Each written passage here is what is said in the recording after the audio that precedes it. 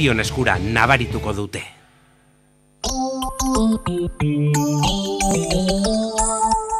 Euskal Herria Irratia, aukera on. 1, 2, 3, 4! Metropoli Forala, Euskal Herria Irratian.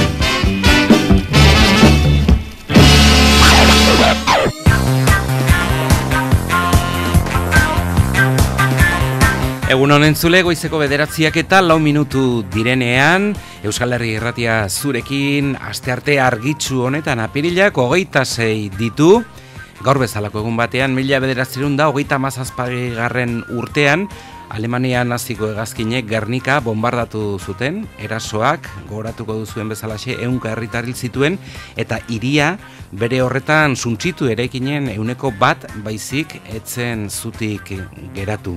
Hainbat artistek jaso dute gertaera hura beraien lanetan, bombardaketa hura, Pablo Picassoren gerraren aurkako margolan famatua, esate baterako. Bestelako kontuak izanen ditugu gaur mintzagai amaikak bitartean, kazetarien solasaldian UPN alderdiaren azken kongresua mintzagai Garako Martxelo Diaz eta Berria egunkariko Joserra Senarrekin. Iruñerriko udal tertulian Barañaingo alkate Oian Ederindako etxea, Zizurko alkate Jon Gondan eta Berriobeitiko alkate orde Koldo Abrego izanen dira gurean. Bidea eman Euskarari lelopean kontseilua manifestazioa prestatzen hasi da, ari da, ekainaren 4 neurri ausartak eskatzen dituzte Euskararen alde Paul Bilbaok emanen dizkigu xehetasun guztiak. Mikel Meoki gure azken gonbidatua, amaikak jo aurretik telekomunikazio ingenieria da bera, Big Data fenomenoaz ariko zaigu. Googleen egiten ditugun konsultak, kreditu txartelarekin erositakoak, online egiten ditugun tramiteak, horrelakoak eta beste hainbatek gure bizitza ohiturak eta gustuak jasotzen dituzte eta aztarna utzi ere.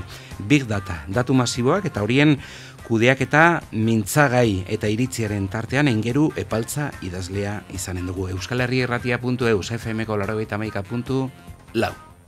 Metropoli Forala.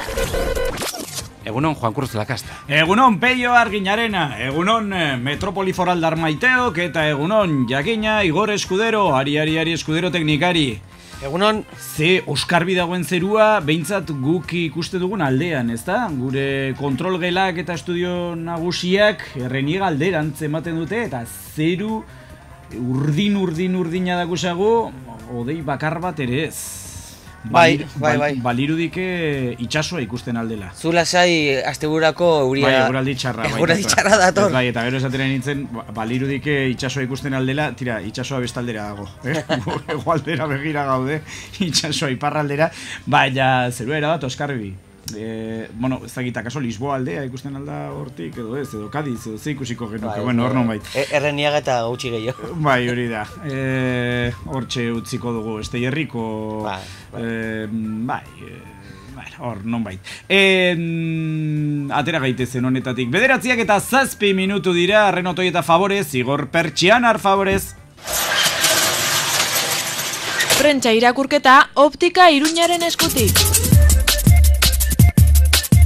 Gaur Diario de Noticias izan da Foru Erkidegoko albiste batekin zabaltzen bakarra. Nafarroan errezeta elektronikoaren bidez egiten dira preskripzioen 99%. Euskal Herri osoa manatzen dituzten bi egunkarietan aldiz, Londrestik datoz argazki eta goiburu nagusiak. Irudian, Jonathan Powell eta Arnaldo Otegi elkarri bosteko ematen ageri dira. Powell Blairren gabinete burua izan zen bere garaian eta aieteko adierazpeneko protagonistetako bat ere izan zen. Berriaren titularra, bakearen alde berretsi dute konpromisoa. Gararena, bere implikazioa areagotu egin du Powellek Otegirekin batzartu eta gero. Diario de Navarrak Zarzuelara begira ireki du, erregeak hauteskunde kanpaina soila eskatu die alderdiei. Diario de Noticiasek aldiz Txernobilgo zentral nuklearraren irudia ekarri du azalera istripuaren 30. urte urrenean. Diario de Navarran Obama eta Merkel ikusi ditugu Hanoverko azokan. Presidente estatuatuarra errealitate virtualeko tramankulu bat probatzen ari da, eta irudi hori metafora bihurtu du Kordobiako kazetak. Obamak Europa indartsuago bat ikusi nahi du. Totano. Berrian irudi nagusia otegirentzat dela aipatu dugu da, baina Euskara hutsezko berri paperak badakar beste irudi handi bat atzo Hendaiara iritsi zen jeslari familiarena intzutzen ere. Irudian 11 seme nerabea eta 8 bat urteko alaba ageri dira aireportua maleten zain, haien aurpegiak nekea eta laber poza adierazten dute, goiburua berriz bizitzen hasteko. 7 siriarrek osaturiko familia iritsi zen atzo Hendaiara. Lehen orrialdetako bigarren mailako goiburuen artean, honako hauek eman digute atentzioa. Berria, defentsarako gastua handitzeko eskatu dio Obamak Europari. Gara, elak epailearen aitzinean salatu ditu UGT eta Komisiones Obrerasen ikastaroak lege iruzurra direlakoan. Diario de Noticias, Carmen Albaren dimisioa eskatu du parlamentuak. Diario de Navarra, UPNek eta PSNek diote udalak okupak hobeki tratatzen dituela Bilduren aldekoak direlako. Onaino gure prentsa irakurketa. Optika Iruña 15 urte zure ikusmena zaintzen. Optika Iruña betaurreko graduatuetan paregabeko eskaintza. Optika Iruña Aiozko monasterioa 4, Donibane auzoko osasunetxearen ondoan. Bederatziak eta bederatzi eguneko argazkiaren tenorea. Eta gaur asteartea bada Elisabete Garmendia izanen da irudi hori hautatzeaz arduratuko dena. Beraz, Elisabete, egunon eta nahi duzunean aurrera. Egunon. Zientoan bat ateratzen den horietakoa da gaurko argazkia. Barack Obama errealitate virtualeko betaurrekoekin. Betaurrekoek argazki kamera baten antza dute, baina bi begi esageraturekin. Ondoan esaldi bat, jarri eskuak VR-en. Jolaserako kontsolak izan behar dute VR hoiek. Itxura bitxia dauka Estatu Batuetako presidenteak bere begien ordez pelutxezko txakur batenak diruditenak erakutsiz. Ez dakit irudia aholkularia oso konforme egongote den planta horrekin, edo agian bai. Kontua da atzo ez zuela denbora galdu Obamak Hanoverren. Industria azoka bizitatzeaz gain, Merkel, Hollande, Cameron eta Renzirekin bilera egin zuen eta lezioa eman zien. Sirian, Libian eta Ukrainan parte hartze handiagoa izan behar du Europar Batasunak. Terrorismo jihadistari eta Errusiari aurre egiteko bat eginda egon behar du Europak. Hoiek betaurreko virtualak erantzita esango zituen Estatu Batuetako presidenteak. Berdin du, dena dela, ze mundua gerra jokoetako PlayStation baten giza ikusten segitzen du, benetako begiekin ere, bakearen Nobel saria daukan gizonak. Estimatua dago, Elisabete, gaur 8 arte. Ongi bizi bai, guk paseoan segituko dugu Metropoli Foraleko karriketan zehar, Mikel Bujanda lankidearen eskutik, egunon, Mikel? Egunon. Beti bezala, albiste agenda dakarzu, nondik zabalduko dugu? Ez da, idolako behirada batean, ematen du atzo baino motesiago, etorlitekela eguna, baina, bueno, badira interes puntuak, bakarra, hauetako batzuk atxaldez etorriko direla, esate baterako, Mendoza konselariaren agerraldia parlamentuan, atxaldean Bazkal ondoren, PAI ingleseko programaren ebaluazioari buruzko informazioa, eta naiz joan den ostiralean zerbaiten aurrerapena eman zuen, espero da, egia esan da txostena, txosten mardul bat, talde parlamentariok eskura dute, eta denbora izan entzuten, dena behiratzeko, baina gaurko arratsean etorriko zezkio informazio gehiago.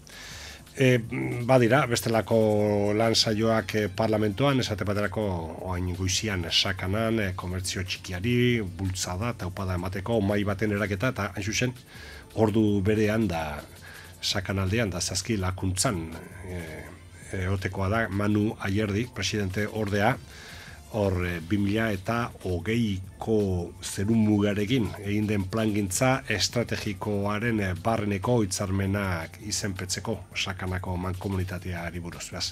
Sakana parlamentuan eta sakanara joan da Nafarroko gobernu presidentea.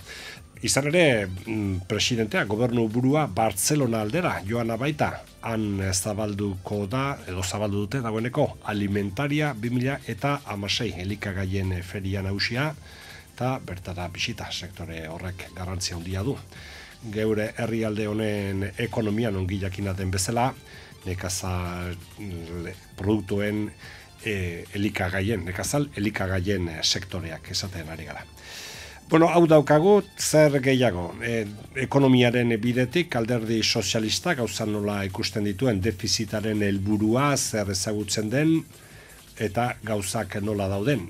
Ez da Nafarroa gai horretan okerren dabilena Espainian oroar estatuan erkidegoek edo herrialdeek duten situazioan, behaz alderdi sozialistak nundik jo nahi duen alde horretatik ikusteko. Eo Partido Popularari edo hemengo gobernuari astindu nahi ote dion jipoia ikusteko. Zer gehiago, Iruñeko udalari doakionez, horre antolaketa, hiritarren partizipazioaren saileko egitasmo bat, proiektu bat, eta zer ote den, ez dakit, ikusiko, gaurko egunak zer ekartzen digun horretaz, baina hildo horretatik etorriko da zera bat. Eta, holakoak dauzkau. Esan dut, bai, atxaldean parlamentoan izanen diren saioak, baina bada beste bat, parlamentuan berean egitekoa, eta joatekoa dira Lezkairuko bizilagun eta komertzianten ordezkari batzuk, Lezkairun komertzioak gutxi, oraingoz behintzat, eta bai ordea Santa Maria la Realen, eta tenisekoak ere. Hor, badakigu, tenis klubaren atzian, tenisaren esparru barruan gehien bat, hor badela, zenbait jende bizitokia, hortxe daukana, gai horri buruz ze keja duten edo, ze ikuspuntu duten, agertu izanen dute, beraz, auzo lagun eta komertziantek. Eta amaitzeko, Iturraman gaur udalak, auzoz auzo, antolatuak dituen, foro eta bilkuren erronda horretan, txanda, Iñaki Cabasés da, buru eta arduradun, Iturramako Zibibosen lan saio hau arratsaldeko 6:00.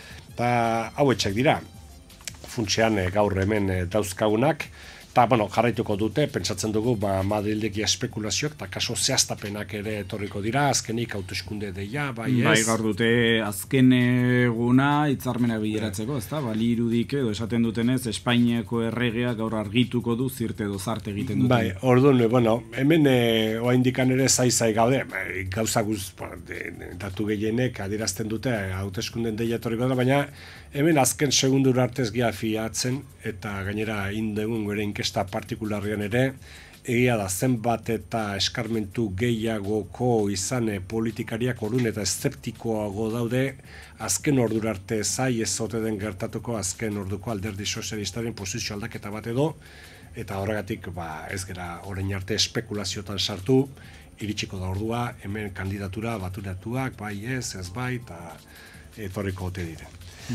Baina, horri begira ere gelditu beharko dugu, eta bestetik ere, zai gaude, EPA-arena, enpleguaren datuak, urtaren lehenengo laurdenari doazkionak, oraindik ez diratera, eta ez daki gaur edo bihar edo noiz aterako diren horiek. Ederki Mikel bada estimatu dago, guk jarraian kale gorrira eginen dugu salto, beti bezala sarerik gabe, hau da gidoirik gabe. Kalera. Metropoli foraleko kaletarra. Aste artero bezala gaur gurekin zirko artista Ainhoa Juan izan dere txitagurgarria.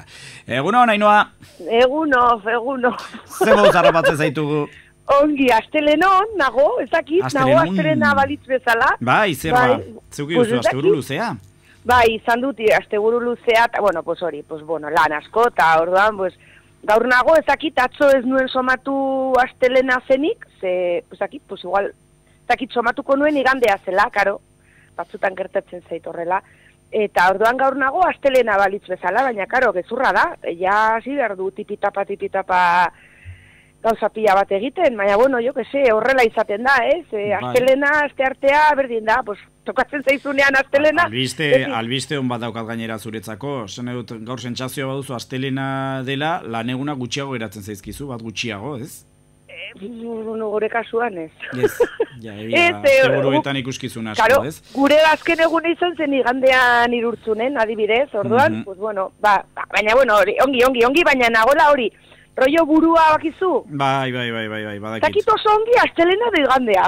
Mira, aitortuko dizut, atzota gaur alaxe nabilela ere. Ez da, udaberri ezaliteke, ez da, itola, bai, ralentian bai, bezala, ez? Pixkatola, Bai, erabat bai. bizkortu gabe, erabat esnatu gabe.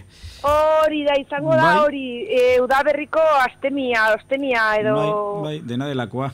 Mobidilla hori, bai, baina, karo, eguraldiak ere ez du laguntzen, ezakit ez da udaberria, ez da? Iruñan bai? Bai, hemen, fresko, eguraldi freskoa, hotza ez esateagatik, okerrezpa naiz gaur, zazpiterdietan onantz gentozela, irrintzidorrerantz gentozela, 2 gradu genituen. Zazpiterdietan? Bai. Zertarako? Zertarako, irratsaioa prestatzeko. Gure entzuleen aitzinean, dena prest ukitzeko zurekin egiten dugun bezala. Iritsiko zitzaizun emailez gure gidoia, sola saldi honena. Hombre, mesedez, bai. Kakleta o regleta, o nola du izena horre? Bai, kakleta, kokleta. Eskaleta. Eskakleta, horrelako zerbait. Ikusten nola nagoen, ikusten. Pues badira alako egun espeso hoiek, ez? Bai. Trinko xamarrak, ez da? Pasako da, egun luzea daukat oraindik grabatuko dut. Sortzeneko lagun batekin, gero igual, gero ez zaigu ongi ateratzen eta grabatuko dugu, hemendik gutxira maiatzan egingo da festa txiki bat, sortzeneko festa txiki bat, eta nik emango dizuet, aukeratuko dizuet ja. Primizia. Alako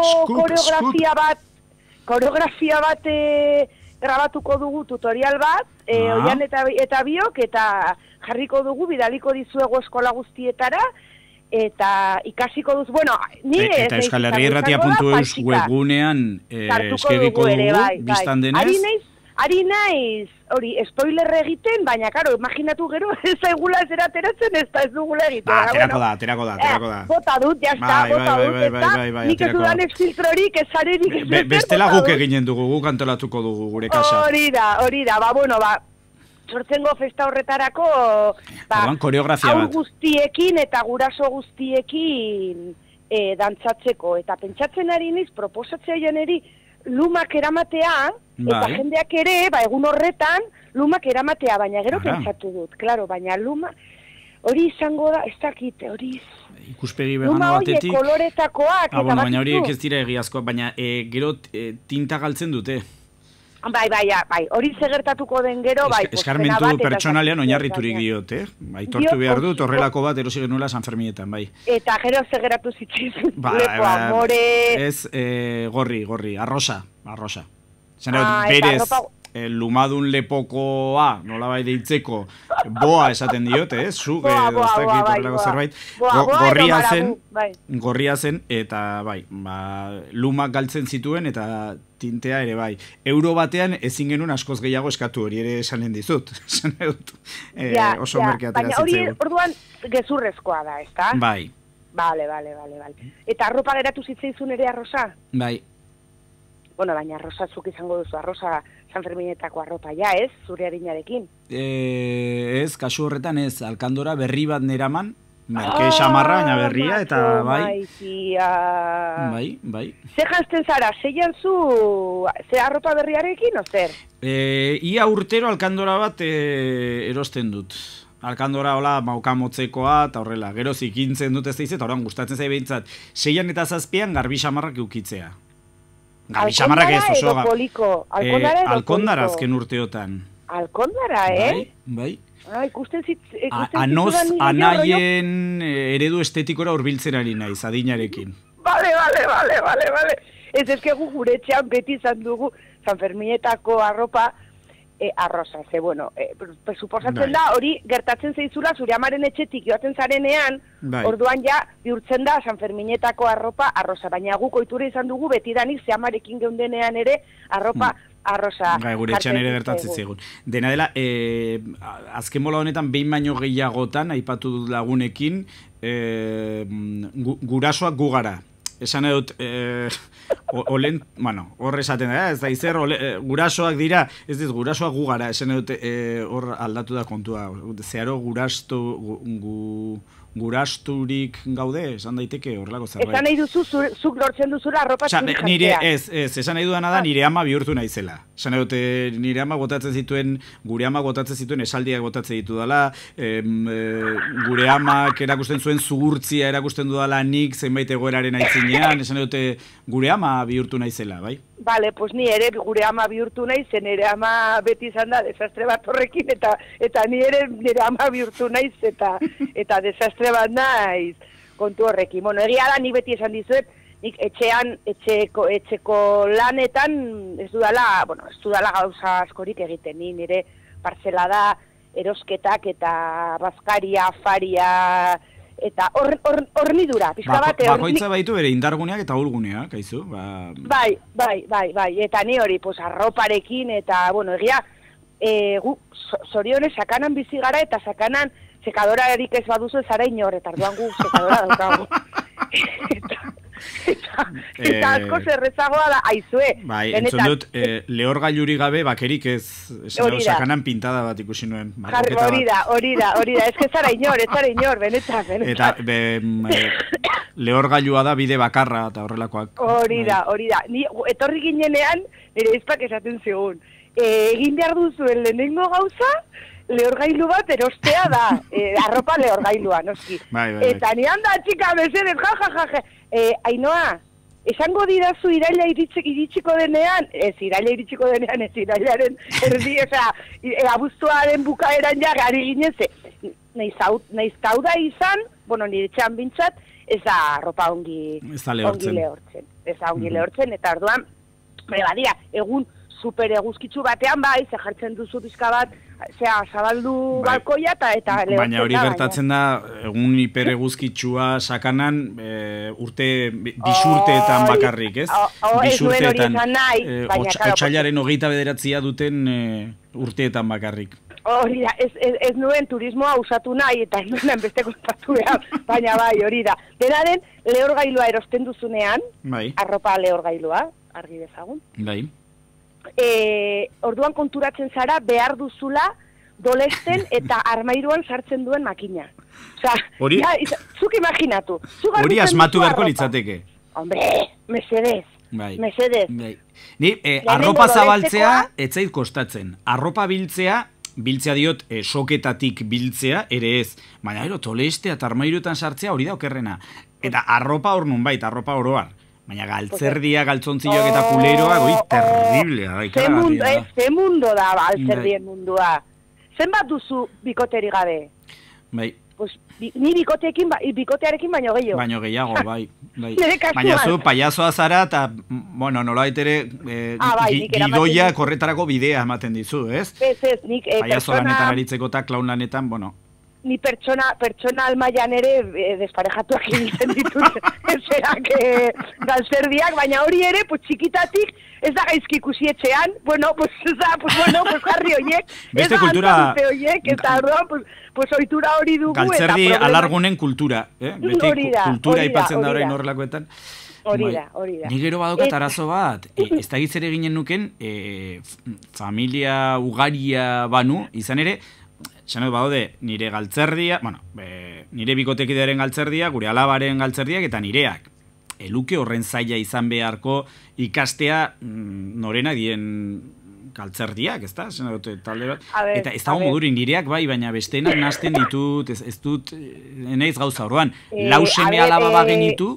Entzun pizka batean, ze zenbaki dakaz, alabak? Orain bai, baina dagoeneko 34 dauka. Eta bikotekideak 38. Ez da horren besteko alderik. Eta, badenak marrazkiekin... Eta beltzak edo txuriak, ez? Bueno, txuriak ez zuk ez, ez? Ez, txuririk urteetan, badakizu ez da izen bat urte uki arte, beti txuriak, talako batean, erabaki genuen denon artean, hori onarte zina zela, eta orduan pasa ginen, bueno, ez da koloretsuak ere baditut, berde batzuk, eta gorri batzuk, eta bai, marroi batzuk, bai, baditut, hola, gehienak beltzak, hori bai, beltzak,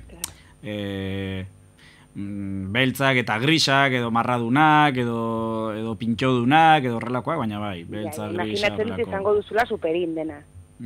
Superin, superoff. Erabatin, ez? Bueno, konturatu nahi zuke egiten duzula zure etxean arropa. Bai. Egiten dugu, nire bikotekideak ere egiten du, baina bai, egiten du. Ez, baina hori, orokorrean topatzen zaizula zuri, berak beste zerbait egingo duela. Lortu behar dugu aplikazio hori, Juan Cruz. Zeni bakarrik egiten dut armairuan sartzea. Osa, niri usten didate dolestuta, usten dit bolik dolestuta, eta armairuan sartu behar dut, eta ez dut hori egiten. Orduan, lortu behar dugu aplikazio hori, norbaitek aplikazio hori sortzea. Eta da, sekadoratik, dolestu, eta armairura. Uste dute aplikazio komplikatua dela, eh? Arreko gunean esaten nien hauei, zergatik ez dugu sortzen aplikazio bat, furgoneta kargatu eta etxean deskargatu agertzeko? Hori ere bai. Zuta, gero, pertsona bat, esan dute, gogora etortzen ari zitzaidan, ez? Nolakoa, zuta bion, irudipena dukan daiko antzekoa garela horrelakoa gozeta, baina zure lagun min bat egon daiteke beste muturrean. Esan dut, eta gaina, berarekin bizitzen zaren arte, etzara jabetzen. Gure lagun bat, gaina, pertsona ezaguna da. Esanen dut, besterik gabe liburu bat egin duela. Ez dut beste pistarik emanen. Baina,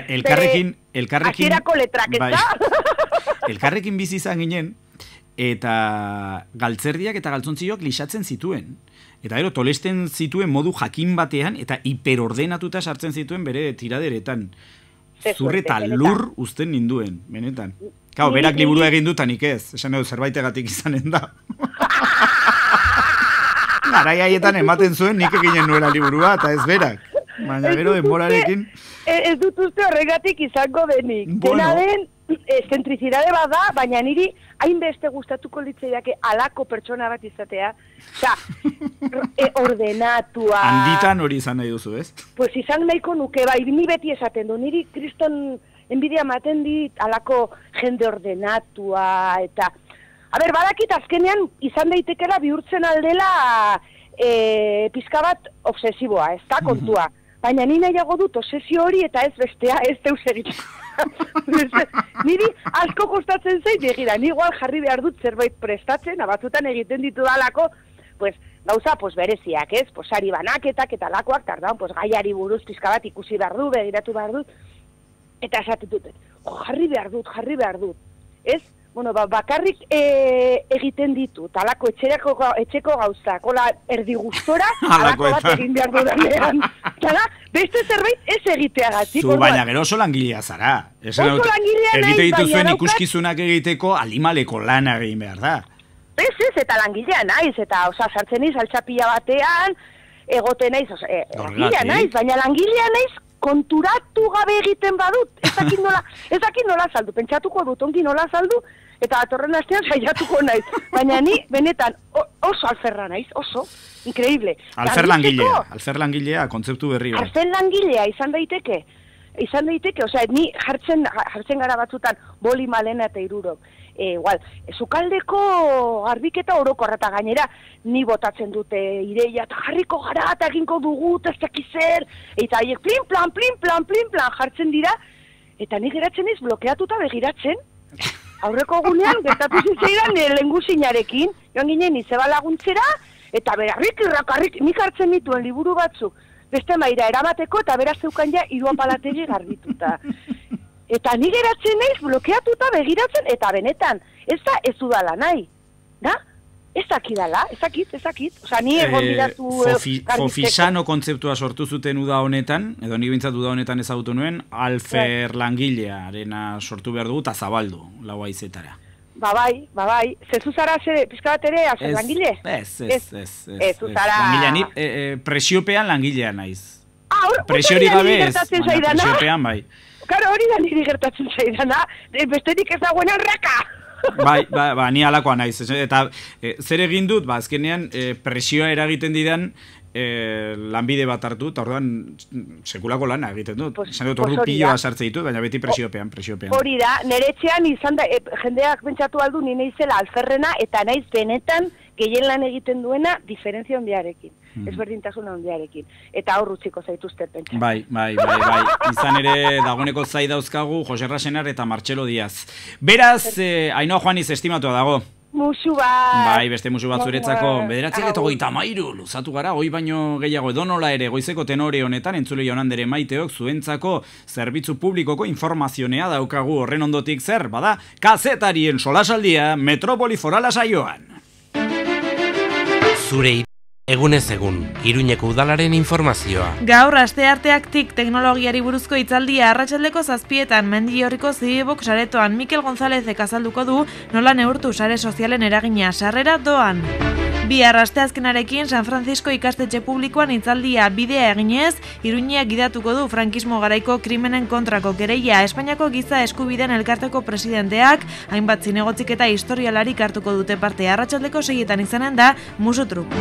Polen mailaren inguruko informazioa bidaltzeko zerbitzua du udalak martxan aste honetan maila baxua izanen dute, pinuek, platanondoek, aritzek eta arteek informazioa jaso nahi duen horrek, izen eman dezake 010 telefono zenbakira deituta, edo 948-02-010 zenbakira hotxe eginda Iruñetik kanpo, edota Sakerekotik deituz gero.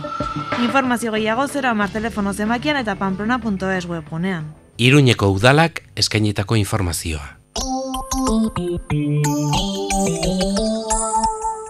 Independentzia versus langabezia eta prekarietatea. Asteartean, arratsaldeko 7:00 Kaldereria kaleko aretoan hitzaldia, Jone Etxeberria eta Joseba Permatxekin, antolatzailea sortu. Uda honetan ere, euskarazko udalekuak. Uda honetan, Arantza eta Behintzako aterpeetan euskaraz blai. Zuen seme-alabak hizkuntzan trebatuko dira eta naturaz gozatuko dute jarduera erakargarrien bidez. Informazioa eta izen ematea euskaraz blai udalekuak webgunean, izen emateko epea maiatzaren 10 bitartean. Antolatzaileak Arantza eta Behintzako aterpeak. Erroibar eta Eugirako bidean Gautxori ostatu jatetxea. Bertako sukaldaritza eta tratu atsegina. Informazioa eta erreserbak 948-3040-76 telefono zenbakian edota ostalgautxori.comen. Gautxori ostatu jatetxea, Zubirin gaude. GS Peluqueros. Kalitatea, sormena, joerak, sariak, 20 urte bete ditugu. Zatoz gu ezagutzera, nabarituko duzu. Sarriguren arrotxapea eta iturraman gaude. GS Peluqueros, Nafarroako goi mailako ilea painketa. Guztion eskura nabarituko dute. Zubiri, Eugi, Iragi, Olloki, Larrasoaina, Iruñetik oso hurbil, Esteribari barra, Paregabeko bazterrak, paisaia zoragarriak, herri arkitektura, Santiago bidea, egun pasa ederra, zatoz eta ezagutu. Esteribarko udala. Carmen Kaleko herriko taberna aste guztia irekia eskaintza paregabearekin. Astelenetik ostiralera eguneko menua. Ostegunetan talo bereziak, larunbata eta igandeetan asteburuko menua. Eta gainera, asteburuero bokatak eta noski tragoak eta giro bikaina. Carmen Kaleko herriko taberna Iruñea, orain ardo karta berezia.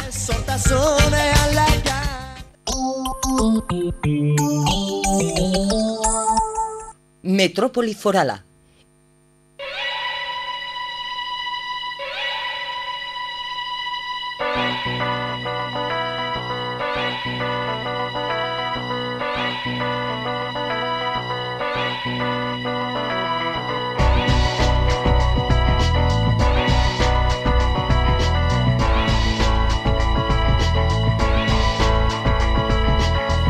Aldapeko sagarraren adarraren puntako bi kazetari ditugu gaur gurekin kazetarien solasaldian. Berria egunkariko kazetari Jose Rasenar, egunon. Egunon. Jada nolabaiteko irrati sail, telesail esan behar baina irratian gaudenez, telesail bihurtzen ari da zuen liburuaren segimendua. Jon Orzaizen eta Jose Rasenarren artean egiten ari zareten Nafarroaren aldaketaren inguruko liburuaren segimendua. Zer moduz gabiltza? Ze berri daukagu? Indrainak zion bezala hor gaude. Ari garela, ez? Beste modu euskaldunago batean esan da.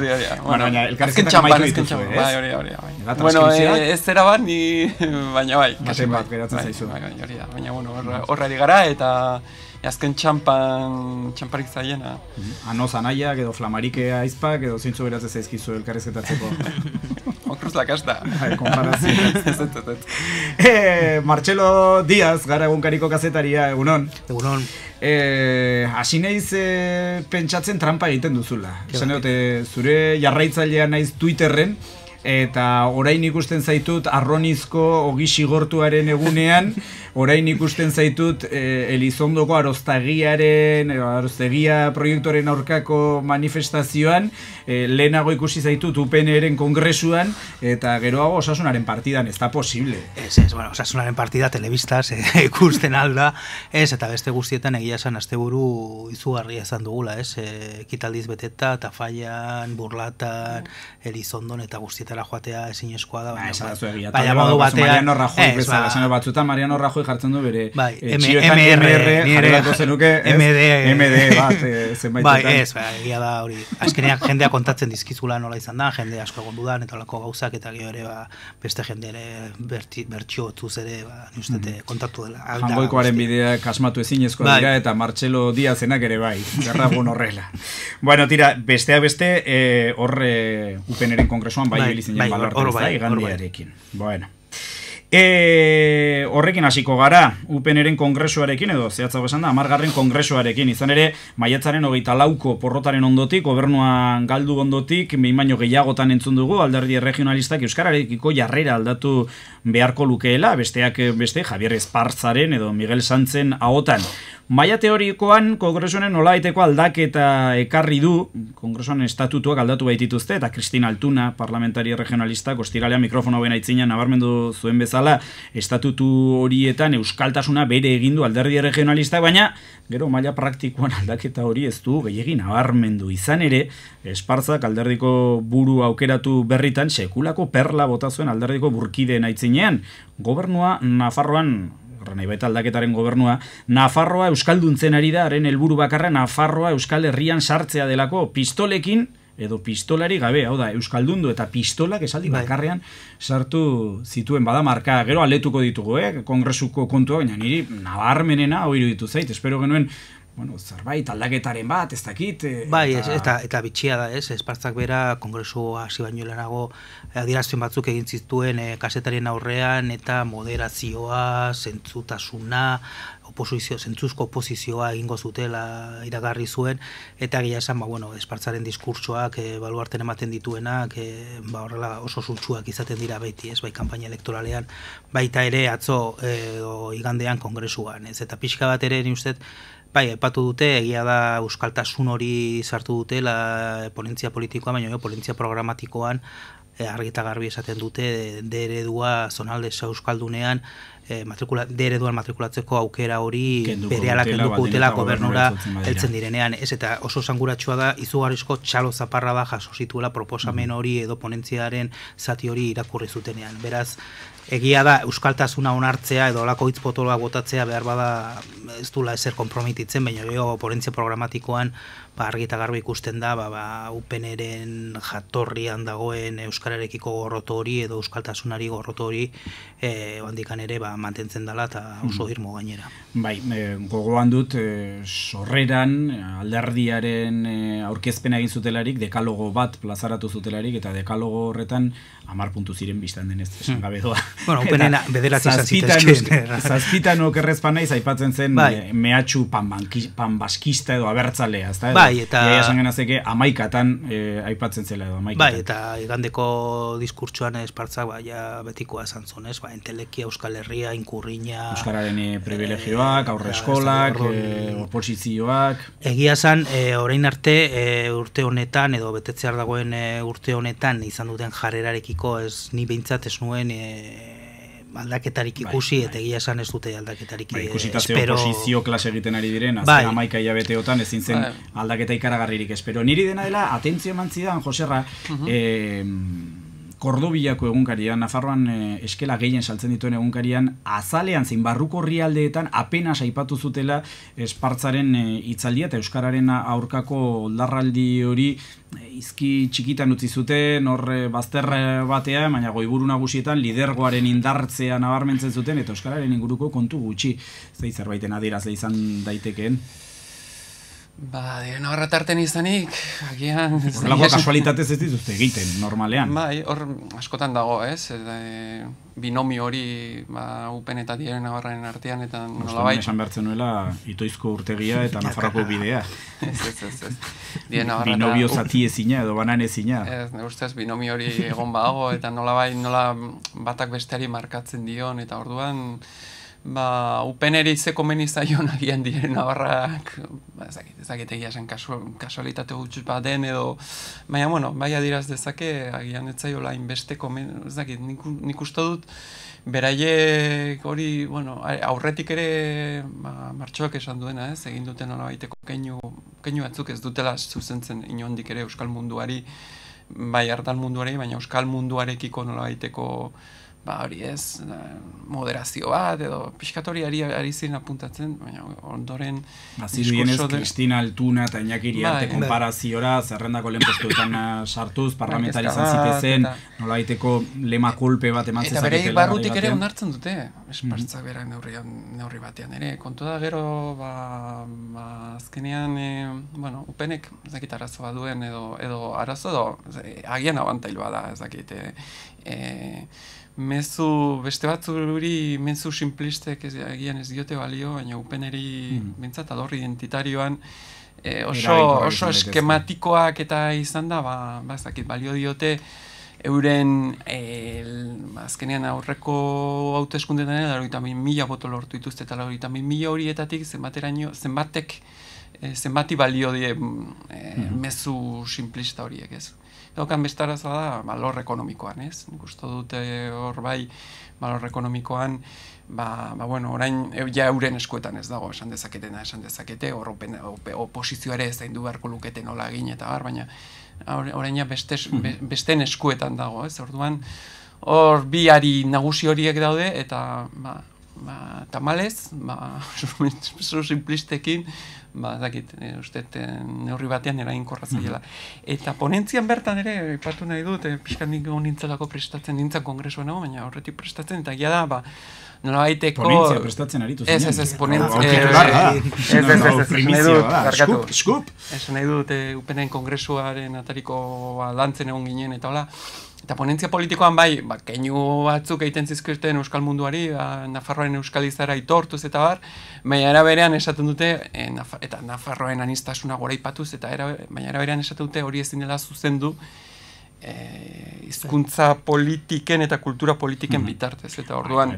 Imposizioa hitza, askotan... Eta gero, detaile bat ere, nabarmentzen alda, agurra euskaraz egin zuen Javier Esparzak eta bere burkidek barre egin zuten, ozen, eta zer egiten ari zen azaltzeko esan zuen, baztanaldeko militanteak agurtu nahi zituela, eta bagarri baztanaldekoak, ez da, gaur ingero paltza bere zutabean, norko zutabean hori nabarmentzen zuen. Bueno, tira, euskararen abazterrean utzita, erreparadai diezaiogun kongresuari bere osoan, Nafarrerara bainoago Bulgariar erara hautatu zuten Javier Esparza jauna, bera baitzen, hautagai bakarra alderdiko buru izateko, eta botoen 83% lortu zituen. Zer esan nahi du honek, Joserra? Benetan indartu da bere lidergoa? Bai, eta ez, egia da, bueno, Javier Esparza, bueno, batetik ez, 4.000 militantin guru ditu Upenek, uste... 3.000 bere zuren azkeneko dat... Jetxi dira. Jetxi dira, bueno, aurkeztu ziren 700, horrek ere ez du esan nahi, azkenean hautagai bakarra zegoelako. Osasunaren partida ikusteko pantalla handia jarri zutela eta menua 10 euroan zegoela. Horretatik ikasi beharko lukete herri mugimenduek, izan ere orain edozein bazkaritara joan da 20 euro kobratze dizkizute. Santzek nabarmendu zuen, alderdian apatiarik ez zegoela 600 pertsona apuntatu zirelako bazkarira. Bazkarira, 10 euroan. Arraina salduta zegoen ere, neurri batean dena gutxi horera. Arraina mantzieten. Esan nahi dudana da. Ajo harri eroa zertzen. Piskaten aginda zegoela, ez? Badakit zertzen, begira zinean zuzenean dokumentatu garen. Babarrunak, bai. Bai, uste dut babarrun zuriak zirela, okeraz naiz buruzari naiz, eta gero aragia txala, bigarren platera. Bueno, da. Etasunak ere, badakizkigu. Tertulionen daturik interesgarriena ja. Adiosgarria. Bueno, esan edo ikusmina... Aldera beste modu batean, non daude santzistak, non daude bartzina zaleak, ze gertatu da? Bueno, azkenean dagoena da, hori ez, ikusmina hundirik eretzagola, eta hori, azkenean oposizioa joatea kohesioa egin diola alderdiari ez. Eta gira, Espartzan koloka egontzela hauteskundeen ondoren, baina irailean egontzen bentan gakoa ez, eta irailean berak irazi zuen, eta orduan, etzai orain ere esatzen upeneri eta bereiek lagun hartzaute barnel diskarrek ere eragin dietela. Orduan, nun daude? Sanz eta Barzina apur bat alboratu dira eta besteak orbitan, Espartzaren orbitan daude batzukan eta hemen, eta ari dira berkokatzen, ez? Neurri handi batean. Lidergo fuerte baten falta kaso arazo bat izan daiteke. 3 urte azkar xamar joaten al baitira eta ez dakit Espartzarena oso lidergo fuertea den, alderdi barrura begira ez dakit, kanpora begira, gizarteari begira ez dut uste itzal handiko pertsonaia denik, pertsonaia politikoa denik. Eta ni uste igual hori parlamentuan ere ikusten dela, behar bada García Danero bezalako parlamentari batek pisu gehiago dauka behar bada parlamentuan Espartzak duena baino, ez? Iturgin politiko trebea, Danero jauna. Baina, egia, politikari batekin ere, momentu honetan noski ez duela maila ematen, Daneroekin askotan ikusten zaio, Danero kalkuak ematen dizkiolako, bintzagan beran ikusten zaio elkarrekin, hau eta, bueno, teorian honek ez du gehiagorako ematen, baina, bueno, egia da ere, beste batzurekin Sanzek berarekin ere, hasieran ere asko barraiten zela Sanzekin, eta gero bera, orduan, Espartzaen lidergoa maitzek era... Eta Batzinarekin, eta... Bai, orduan, bueno, hori ere kontuz, bai, Barzina eta Sanz... Emaitzek ebakiko dute bere lidergoa, Barzina eta Sanz egon ziren igandean, kongresuan, Barzinak ez zituen adierazpenik egin kasetariei, Espartzaren eguna zalako, baina Sanzek bai. Batek, Barzina eta Espartzaren, Barzina eta Espartzak elkar agotu zuten unea aukeratu zutela zalera ekartzeko, pixka bat iraganarekin lotzeko Espartza jauna. Eta Sanzek egin zituen adierazpenak, ez dunagoa da, ez, Barzina baino, eta kasetariarekin behar bada harreman gertuagoko dauka oraindik ere, ez. Eta Sanzek aipatu zuen, ez dakit, Sanzek botatzen dituenen ere, askotan ere, retrankarekin edo botatzen ditu, eta bota zuen, ez. Bai, alderdiaren inguruan, batasuna hitza asko hitz egiten, batasuna hitza asko aipatzen zala, baina beak integrazioa ere nahiago zuela, ez dakit hori kritika badan Espartzari pentsatu nahi dut hau egin dela integratzeko eta ez da izatarako eta horreko formulak zalaparta asko sortu nahi, baina bota zuen, ez, eta hori, eta bai, aipatu zuen zerrendan, edo onartu zen zerrenda horretan, zeudela duela 3 urte, alde batean eta bestean zeuden. Euneko 75 berritu dute zuzendaritzan. Bai. Hori eta babarrun zuriena, interesgarriena. Bai. Eta primariak egingo dituztela ere.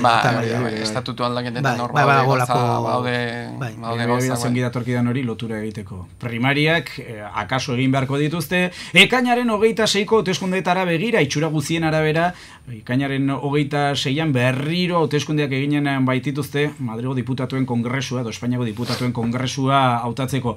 Hala iruditzen zaizue, Martxelo? Bai, ni beti ere banauken azkeneko momentuan Kataluniako piurako zehozer izango zala, baina ja dagoeneko uste agortuta dagoela, ez egite gaur erregearekin biltzen dira, eta ez dut uste... Gaziratik nioen hauteskundeak errepikatuko zirela uste nuela, baina... Bai, ni ere koalizio handiaren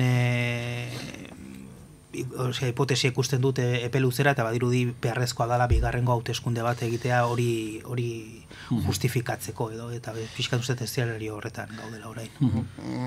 Nik hasieratik usten duen hau edo igual honen gertuerak eragin zezakela PSOEri azkenean abuztuka bat eitea, baina abuztuka bat eiteko agian zuek duzuen. Politikoki beren buruaz beste ginen lukete orain gauzatuz gero. Ez, eta pixka bat... Azkenean, esan dut, ze komenzaion IBEX 35 nik hori oso argi daukat. Baina gero, IBEX 35 ez da alderdi zalea, eta sistema zalea, baina gero alderdi bakoitza bai bada bere interesen defendatzailea, eta analisi sistema hori, metodo hori aplikatuta, hainbatetan asmatzen da, eta ni zailtasunik handiena hori nekusan, ez da, orain Podemosek hartu duen indarrarekin, eta uzten bazuen oposizioko erreferente bezala, koalizio handia gauzatuz, PSOek bere buruaz beste egiten zuela. Bai, modu hori oso argi dago, bai. Eta, hauteskun, ia so jokaleku nasia datorkigula, Espainiari dagokionez, ezakit, abenduko maitzak errepikatuko diren, abstentzioak asko jokatuko du,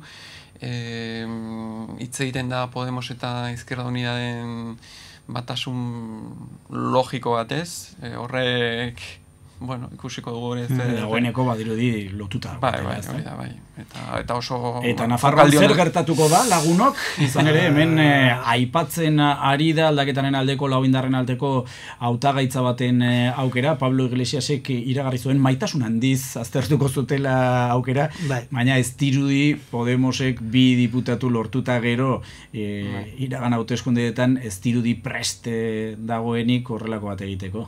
Bai, eta zaila da, akordio programatikoa egiteko, hilabeteak edo asteak eta asteak behar izan zituzten, negozioaketak nahiko latzak izan ziren, eta azkenean lortu zen, ni ustez beste remediorik ez zegoelako.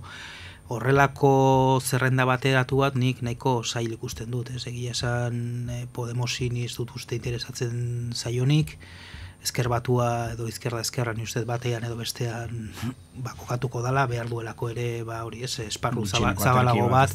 Eta gero, gero bai eta EH Bilduren artean, ustez, azken aldian ere badaudela desadostasun ugari, eta askotan ere... Eta zer gaienduko da, esan dute, itxura guztien arabera, hauteskundeak errepikatzen badira, Podemos eta Izquierda batera joanen dira, baina atea itxiko diete, Geroa Bai eta EH Bilduri. Geroa Bai eta EH Bildu batera labananduri joanen dira. Nik ez dut uste batasun horrek onura asko ekarriko duenik, alde batetikan erudikatzen dalako lako fronte nazionalista bat, eta ez dut uste hori momentu hauetan egokia denik, eta gero ere, esparru sozialean edo, azken aldian ere badirela desadostasun ugari, Geroa Bai eta EH Bilduren artean, entortzen zaita Arostegiako kasua, baina badirela hor ere beste hainbat gauza. Beraz ez dakit EH Bilduren hautesleak edo Geroa Bairen hautesleak ere begionez ikusiko luketen hori, egia da interesante izango litzatekela Nafarroaren burujabetzaren aldekoek ahots propio bat izatea Madrilen, baino ez dakit pena merezi duen horrelako prozesu bati ekitea, nun beti ere salapartak eta egiten diren, eta azkenean ere oso momentu desegokian etortzen zaiola eta analisia egiten badugu nik arestian proposatzen nuen metodoraren arabera, hau da, alderdi bakoitzari zer interesatzen zaion, izan ere egia da batera joateak badituela bere desabantaiak, baina bananduta joateak baina ez dakit Madrilen diputatu bat lortzeak baina ez bakarrik hori, baina ez bakarrik diputatu bat lortze aldera, baizik eta ispiluaren aitzinean nahiko itxusi ez agertze aldera, ez da, bakarrik aurkezturik badirudi eta... Egia esan ez dakit zer pasatuko den, eta... Baina egia ere Martxelo dioena, bakoitzak bere profila mantendu behar du, nik uste dut ari dira eta EH Bildu gobernuarekiko, baiteko legaltasun bat adierazten dira, naiz eta gauza askorekin ez ados ez egon, eta baina elkarrekin diputatu bat ezakit hori den hautagaia topatzea ere prozesu oso zakarra izan. Ezakit, agian esan ez diot buelta hundirik ere man egiten da itort, baina nik zail ikusten dut. Aditz trinkoak erabiltzea. Nik esan ez dut, ezakit bai, egia bakarri joate hauteskunde proposak dira bientzat, abenduan erakutsi zen legentz, baina, eta Laurak ere senatukoa bai egiten badute, espero dugu hobetengo dutela hori bai. Ikusi zenuten hemen geneukan ahaldunen txartela, zer nolako azapo ikaragarri adierazgarria zuen aldaketa, eta ahalduna jarri ordez ahulduna jartzen zuen, ez duk aldatu, norbaitek ekarri zuen, beira. Ongi aurre ikusten zuen, ze gertatuko zen, ahaldundu ordez ahuldundu baitzire. Bueno, hori hori behintzat gutxienez, ez dakit, berrio errepikatuko duten, horrek igual zentzu gehiago dauka, eta errepikatzen baute, horrengoan hobetengo egingo dutela, ez? Behintzat emango dia aukera hori zuzentzeko emango dia aukera, Aizu eta UPNkoek egin dituzte primariak, ez? Hori errepikatzen bada, primaria batzuetan Salvadorrek arrakasta lortuko luke, nola ikuste duzu? Izan ere, niretzako galera ikaragarria izan elitzateke Salvador ez joatea Madrila. Esan dute oso mankorra da diputatu bezala, eta oso irudi interesgarria ematen du Madril aldea. Eta hobeto da behar da 1 kilometrotara izatea. Ez suposatzen dut, estatutuen arabera egin barko lukete, baina behar bada itzaki izaditeke, oandik gero hori, eta beste kontua, koalizioan joango te diren, galdetu nion ostiadean, pixkate upenen kongresuen arira, etzen gehiagi busti, baina Ana Beltrani eta bere egin oskineko luketela, baina horrendik, erabat ez dagoela inondik ere lotuta, eta bar, eta Horra, agerian geratzen da ere, Arestian ez du gaipatu, upenek dituen zailtasunak edo norekin akordioak lotzeko. Lehen indarra izaten segitzen du, baina bakardade erabatekoan. Behen hauldade nagusia eta beren aukera bakarra da, 30.000-tik gora gotea eta hortik aurrera, betiko eraberritzeaz eta pixkan mintzo gara aurretik, baina betikoan dabiltza eta betiko alientzak bilatzen, agian 3 urte hauetan bilakera horretan sorpresa emate gute, baina ez dirudi. Nik uste dut horre, denborari gabe geratzen ari gara, baina hemen lehia interesgarri bat egonen dela diskurtso hegemonikoa sortzeko, ez da? UPNerena erori zen, aldaketarenak hartu zuen hegemonia, baina, karo, aldaketaren oinarriak ziren, UPNek gaizki kudeatzen zuela, hemen larrialdi sozial batean geundela, beste modu batean egin behar zirela gauza, baina, behin poterean egonda, oraindik ikuste dut ez dela sortu diskurtso alternatibo hori, UPNek ere aldatu behar du, baskoak badatu zenaren beldurra, baskoak badaude, orduan beste zerbait eskaini beharko duzu, ez da? Ez delako eraikitzen egun batetik bestera. Baina badaude utxune batean, ez? Transizio batean, ez? Pas batean. Kuñadismoak zer esan behar duen lasaitasun osoz Iruñeko taberna bateko barran, inor oldartu gabe orain ez dago horren argi. Ez, baitzaten dugu aurrera goaz, baina poliki horretarako igual gure liburuak jartzen aldiozu, alako zinta bat, ez, paperezkoa, edozen koñatu behar duen eskuliburua. Haizu, aitzin solaserako idea, izan daiteke, niri tokatu baitzait liburu horren aitzin solasa egitea. Akaso koñatuaren ikuspegitik eginen dut. Bueno, tira, berria egunkariko kazetari Jose Rasenar estimatua, eta Martxelo Diaz garakoa mi eskeran hitz gurekin izategatik. Jarraian Euskadi Irratiko lankideen eskutik, albiste emankizun jaburra. Hartara, lankideok zer ordu da, otoi?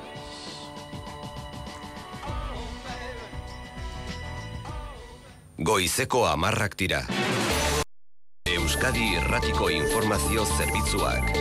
Albisteak. Egun on guztioi, Espainian gobernua osatzeko akordiotara iristeko alderdien eta bereziki Podemosen borondate falta begibistakoa izaten ari dela adierazi du Idoia Mendia Euskadiko sozialisten idazkari nagusiak Euskadi Irratiko faktorian. Negoziazio hauetan PSOEren marra gorri bakarra Kataluniaren erabakitzeko eskubidea izan dela azaldu digu. Ainara Rubio, egunon. Egunon, oraindik ezin da galdutzat eman akordiorako aukera zaila den arren, izan ere PSOEk eskua zabalik izaten jarraitzen duela adierazi du Idoia Mendia PSEren idazkari nagusiak, naiz eta gainerako alderdien aldetik, Podemosen aldetik bereziki borondate falta ikusi duen. Alderdi batzuen borondate falta akordioak lortzeko, hori da argi geratu dena, ez? Lehen momentutik halako antzerki bat egon direla egiten, eta ez benetako politikak, Espainian behar diren politikak egiteko aldaketa sortzea. Hauteskundeak errepikatzen badira, zalantzari gabe esan du Pedro Sánchez izango da sozialisten hautagaia berrido. Idoia Mendia ez du kezkatzen Podemosen eta IUren arteko balizko koalizio batek ustelkeriaz beteta dagoen PPren politikei aurre egitea delako euren alburua bere hitzetan. Euskal Autonomia Erkidegoan berriz Inigo Urkullu lehendakariari deia, legebiltzarra desegitearen inguruan bira ibili beharrean langabezia edota altzairuaren krisiaz arduratu dadila. Bain zuzen gobernua osatzeko aukerarik baote dagoen aztertzeko, eta Espainiako errega egiten ari den bilkura sortaren barruan orain Joan Baldobi konpromiseko diputatua hartuko du Zarzuela jauregian Felipe Seigarrenak. Arratsaldean Pedro Sánchez, sozialista, eta Mariano Rajoy, jarduneko presidentea, hartuko ditu bigarren elkarrizketa errundaari amaiera emanez. Europako Parlamentuan berriz orain goizeko 10 dira astekoak Arnaldo Otegi sortuko presidentearen bisitarekin lotutako ekitaldiak. Euskal Herrira otsailean etorri zen eurodiputatu taldeak presoei eta giza eskubidei buruz prestatu duen txostena aurkeztear da. Mikel Rotaetxe Brusela, egunon. Egunon, Katalunia, Flandria, Ipar Irlanda eta Letoniako eurodiputatuek prestatu dute besteak beste txostena. Otsailean Euskal Herrian egon ziren eta ondorioak diogunez une batetik bestera espero ditugu. Aurreratu dutena, sakabanaketa politikaren salaketa egin dute, nabarmenduz Espainiako espetxe politikak presoen eta euren seniden eskubideak urratzen dituela. Ikuskizun tenxetasun ematen dituzten. Aurkezpen ekitaldian egongo da Arnaldo Otegi, sortuko idazkari nagusia Londrestik dator zuzenean Bruselara eta hitzaldia eskainiko du 11etan. Ikusmin handia eragin du horren erakusle kazetari andana bertaratu dela. Abiadura handiko trenen erdia eta aldiriko 3 treneko bat bakarrik dabil gaur Ipar Euskal Herrian tren zerbitzu publiko zein pribatuetako langileak egiten ari diren grebaren ondorioz eragina handia izaten ari da. Andoni Lizeaga. 2014an egin zuten tren zerbitzuko langileek azken greba mugimendu handia eta 2 aste iraun zuen. Orduan, sektoreko erreforma legebiltzarrean eztabaidatzen ari ziren. Hain zuzen, erreforma horren ondorioak ikusita erabaki dute greba egitea hitzarmen on bat lortzeko oraingoan. Orduan, bat egin ez zuten sindikatuek bat egin dute orain denak dira greban. CGT-koek 32 orduko lan astea proposatu behar dute. Tren zerbitzuan ere, Peio Difo.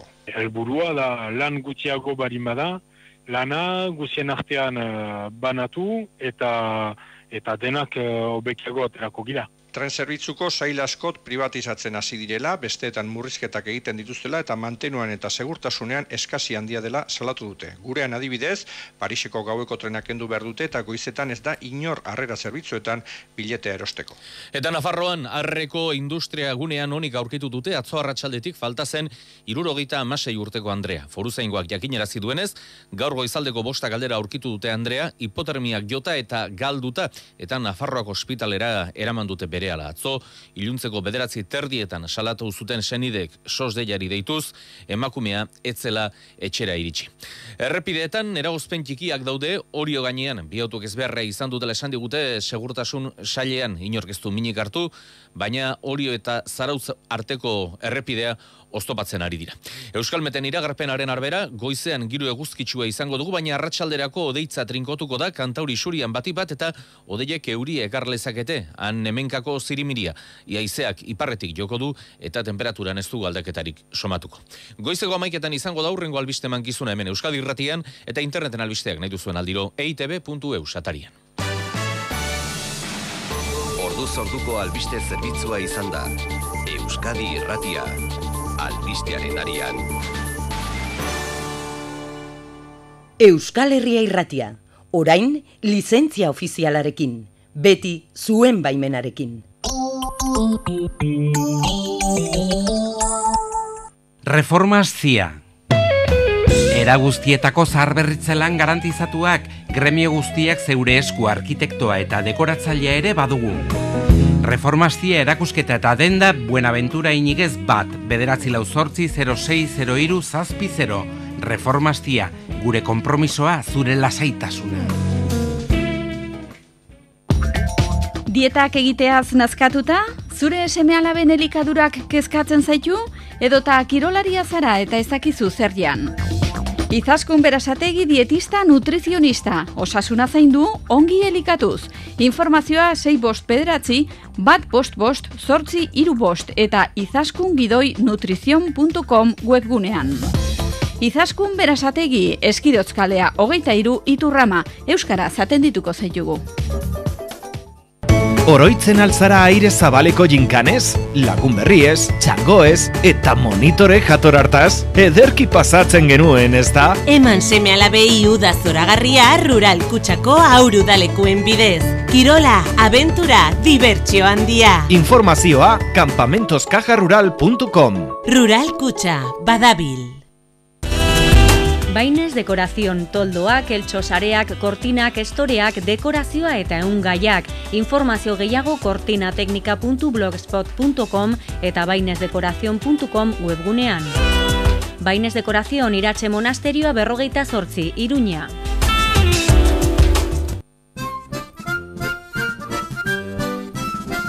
Klinika Dental Txantreak, bezero, adiskide eta auzolagun guztiei jai zoriontsuak opa dizkizue.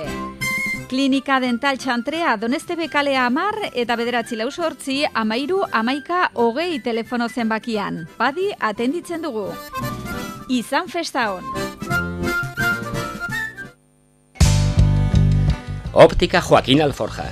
Orain aurrentzako ikusmen terapia euskaraz. Begi alferra, estrabismoa, arazo binokularra. Optika Joaquin Alforja. Orain aurrentzako ikusmen arazoak hobetzeko terapiak ere eskaintzen ditugu. Optika Joaquin Alforja, udaletxeko plaza bat, Iruñea.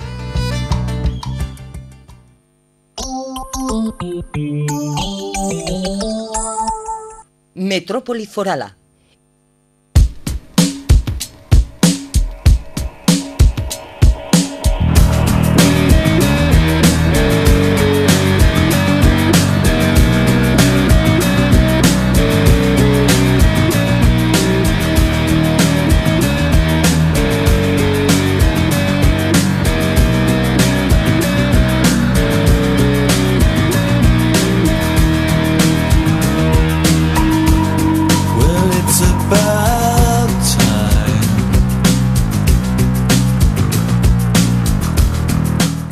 Egunon berriz ere entzule goizeko 10 eta 8 minutu direnean Euskal Herria Irratiaren sintonian zaude eta FM-ko 91.4an jarritzen dugu Metropoli Forala zeharkatzen beste hainbat mintzagai izanen ditugu 11ak bitartean.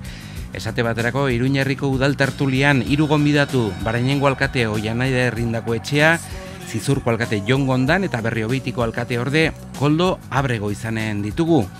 Bidea eman Euskarari lelopean kontseilua manifestazioa prestatzen hasi da, ari da, ekainaren 4ako neurri ausartak eskatzen dituzte Euskararen alde, Paul Bilbaok emanen dizkigu xehetasun guztiak eta amaitzeko Mikel Meoki telekomunikazio ingenieria etorriko zaigu, Big Data fenomenoaz hariko gara, Googleen egiten ditugun konsulta, kreditu txartelarekin erositakoak, online egiten ditugun tramiteak, horlakoek eta bestelakoek gure bizitza ohiturak eta gustuak jasotzen dituzte.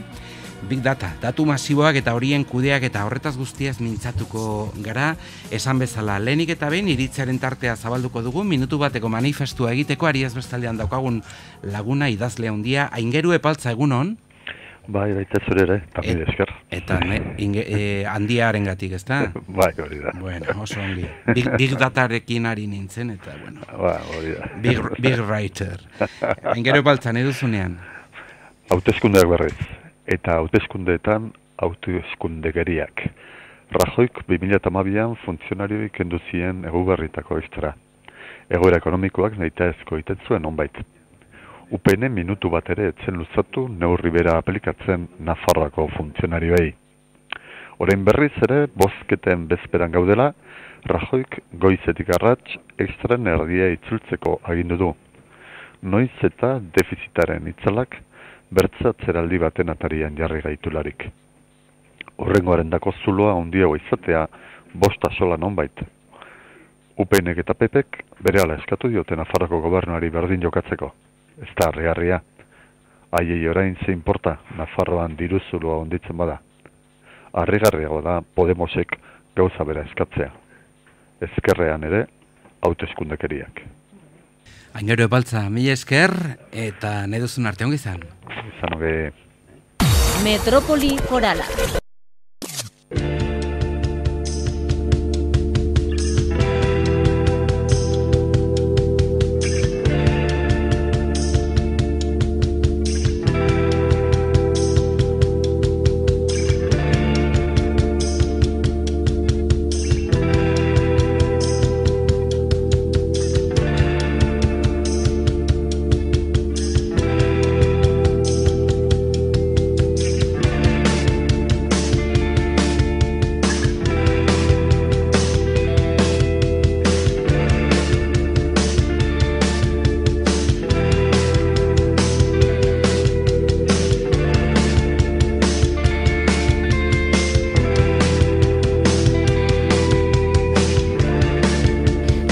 Iruñerriko udal hautetzien solasaldia zabalduko dugu segidan, Barainengo alkate Oian Eder indako etxea, egunon. Kaixo, egunon. Aspaldiko partez gainera. Bai, ala da. Zizurko alkate Jon Gondan, egunon zuri ere. Kaixo, egunon. Bueno, eta Berreoitiko alkate orde Koldo Abrego, egunon zuri ere, ongi torri. Egunon. Lehenik eta behin behiak aipatu beharko ditugu, ezta? Barainainen konsultasiko duzuelako bihar herri konsulta. Bai, behiak bai, bigantzak bai, bigantzak ez. Hala da. Eta zein da zure apustua, alkate anderea? Nire apustua da, jendea bozkatzera joatea. Tenera apustua da, 1000 personek bozka emango dutela. Bueno, alde edo kontra, gero ikusiko dugu. Herritarrak zenbat dira? Herritarrak guztira bagara 20.000. Baina bozkatzeko aukera eskubidea izango dugu 16.500 edo. Ze 16 urtetik gorakoek bozkatzen alko dugu. Bueno, eta eskubide hori nola gauzatu daiteke? Modu digitalean ere egin daiteke, udaletxera joan behar dute? Aukera hori baloratu genuen, digitalki egitearen aukera. Baina ikusi genuen, ez zela bermatzen, transparentzia puntu bat, etzen bermatzen, bertan izena eman edo datua sartuko zituzten bizilagunek hori egingo zutela, ezta? Orduan, azkenean zuzenen eta oberena garbiena iruditu zitzaigun udaletxera joatearena, bertan urna fisikoak, postontzi fisikoak izango dira, eta bertan sobre baten bidez sartzea.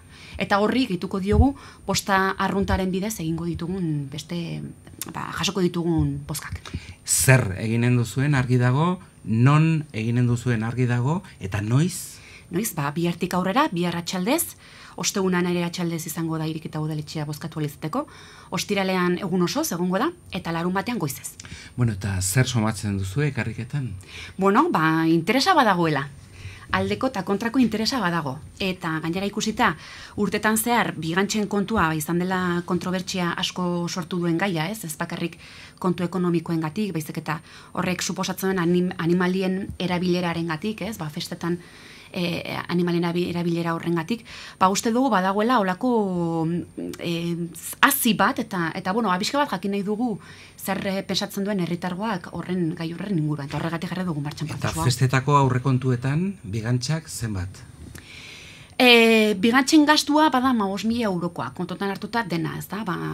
Arraroa dirudi bino, bakarrik behiak kontratatzeak, badire 3.000 euro. Baina gero horren inguruan mugitzen den guztia, da kostua igotzen duena, eta gainera asko ez, baiatuaren egokitzapena, ambulantziaren kontratazioa, direktor de Lidia, horregon behar dela zezenak zuzentzen dituen zuzendari bat egon behar da, gero baitere aurretik bitartean eta ondoren, irigintzako arloko langileen laneskua dela ikaragarria, area bera ere ordendu behar da, area, bigantzak ibili izateko, eta, kostea bada. Eta ikusi dugu, gaia sensiblia da, eta diru horrekin, beste ekintza parte hartzaileagoak, akaso, esan dezakegu, baina parekideagoak planteatu daitezkela, eta bizka bat, bi aukera horiek egonda, ez da, bi korronte horiek egonda, korronte hasi nahi dut, beste ekintza batzuk egitearen alde, eta bigantzen askatzearen alde, ikusita, bazegoela hori, esan dugu, guazen galdetzera. Bakarrik, Manolo Morales falta zaizu, ez da, retransmisioa egiteko. Zuen herrietan, bada zizurren esate baterako bigantzarik festetan. Bai. Eta horrek jende asko erakartzen du, ez da? Jende asko erakartzen du, eta esan duen bezala Oian Eder, nahiko garestia izaten da, eta gu urte honetan, azkenean bakarrik 3 egun izango dugu bigantza, baina lehengo dibidez UPNek izan zuen alkatetza, eta zizurren goizez, arratsaldez, ordu guztietan, eta azkenean hori 5.000 euro izan duzu. Gurean, bai. Zizurren gutxi gora bera baita ere. Eta gero ere Nafarroa osotik, ez da? Bai, dela jendea, gazteak, eta... Zizurren tradizioa da, azkenean bigantzen, aktu hauek, baina niri pertsonalki zait gustatzen, baina, bueno... Bueno, eta berri hobitin, zenbait herritan, kontzeju txikietan, izango dituzue ikuluetan, ezta? Ba, ez dago. Urte osoan, zea? Urte osoan, bai. Baina festetan ez dago. Gainera, jaiak antolatzeko eskumena kontzejuena da. Beraz, udaletik ez da ezer antolatzen, baina, bueno, egia da, kontzejoetan ere ez dagoela. Bai, egiten direla batzuetan, zeo zer animaliekin, ez bigantzekin, baina, bueno, ni oso interesgarria iruditzen zait hori barainainen egingo dutera, eta gainera uste dut herri gehiagotan egiten bukatuko dela.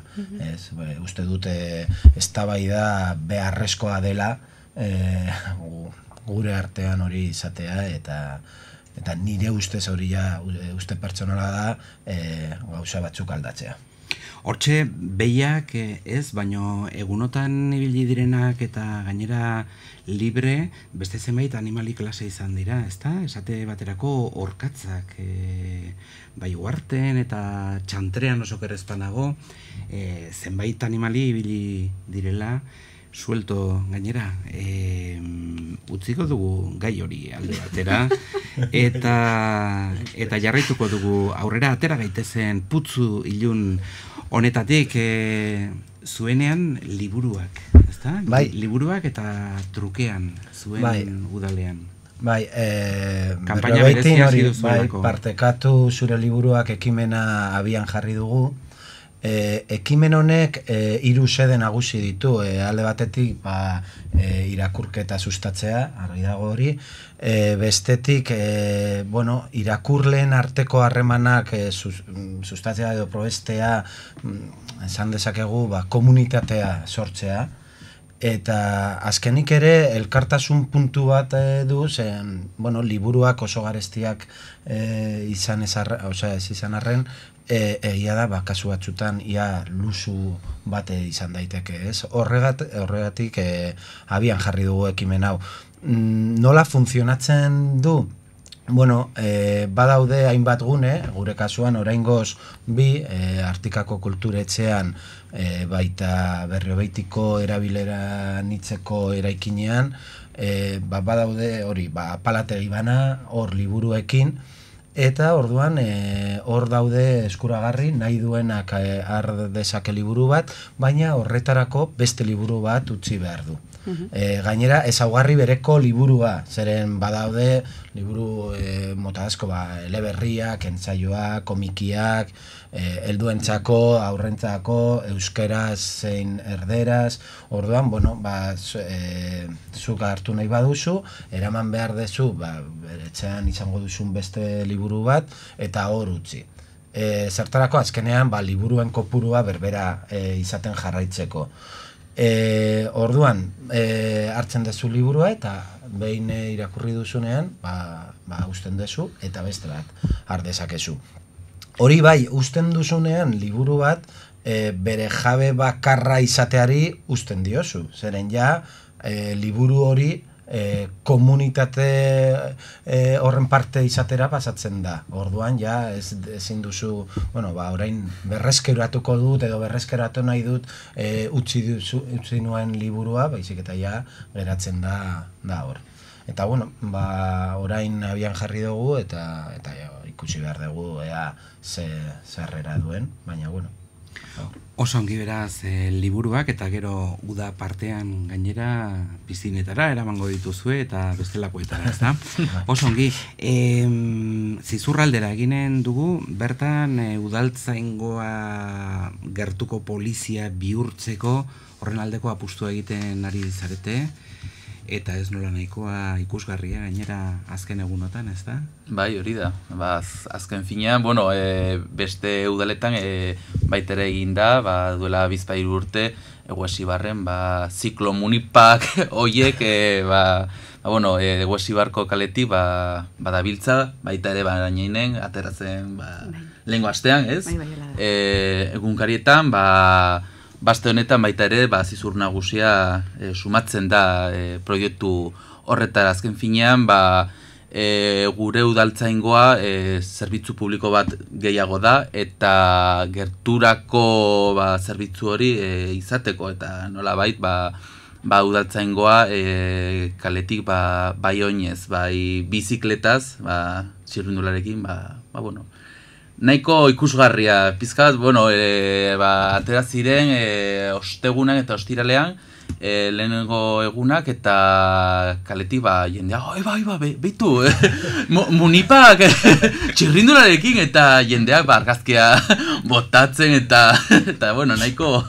Bueno, eta udarako kulot bat ipiniko dute, ezta? Bai. Guztizatekoa denez, eta txirrinaren tokian agian sirena bat edo antzeko zerbait.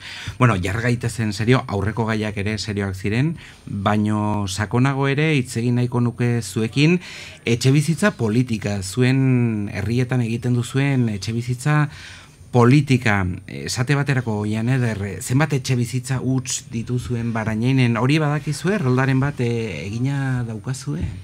Esan duzun bezala, gaia bastante sakona da, eta etxe bizitzari buruz hitz egingo dugunean, eta hitz egiten ari garenez, aspektu asko landu behar dira, ezta? Etxe bizitza plan batean, ez dira soilik zenso bat egitearen datuak ez dira bakarreko hiek behar, beste aspektu asko landu behar dira.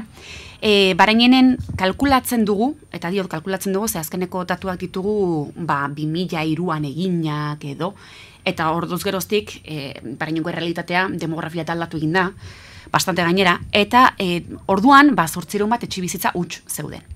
Eta Barañainen ez dugu planik martxan oraindik, baina baien bat neurri jarri nahi ditugula bidean edo gauzatze bidean jarri nahi ditugu, eta horietako bada injustu ere eguneratzea daukagun zenso edo datu hori, ezta 800 etxebizitza, 8.000-tik 810 hutsik egotea, bastante datu esanguratsua da.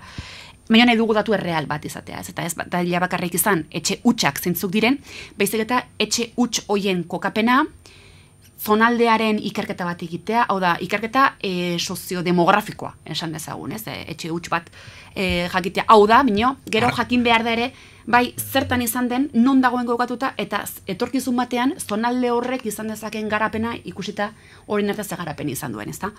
Eta horretan gabiltza, zenso hori pixi bat aktualizatu nahian. Eta gero aparte, ikerketa horrek albideratuko dizkigu, beste bide asko jorratzeko. Guk badakigu Barañainek, badituela hainbat plaza eta hainbat gune, ez, esan dezagun demografikoki zatituak daudenak, gune bat igual persona helduagoekin dago, persona heldu gehiago bizi dira bertan, beste zonalde batean persona edo familiak, gazteagoak, helduagoak, eta hortaz, datu hori garrantzitsua izan daiteke, ondoren plan estrategiko etxebizitzaren plan hori gauzatzeko. Hortaz, lehenengo lana hori da. Metro kuadro libre bat badukazue, eraikuntzak egiteko ja? 1,2 metro kuadro eta hori da daukaguna. Eta ez da behar ere, etxebizitza eraikitzea, beste etxebizitza plan batzuk izateko, beste neurri asko har daitezke, nola ez? Oso ongi, zizurren badakizue, utxik zenbat etxebizitza dauden? Ez daukagu, ez dugu egin errolda hori esan duen bezala oian eder, baina etxe huts gutxi ditugu, eta gure, egia esan da, azkenan gure biztanleak izaten dira, Iruñerriko, ezakit, ez privilegiatua, baina langabizi gutxi daukagu, eta azkenean hori nabaritzen da,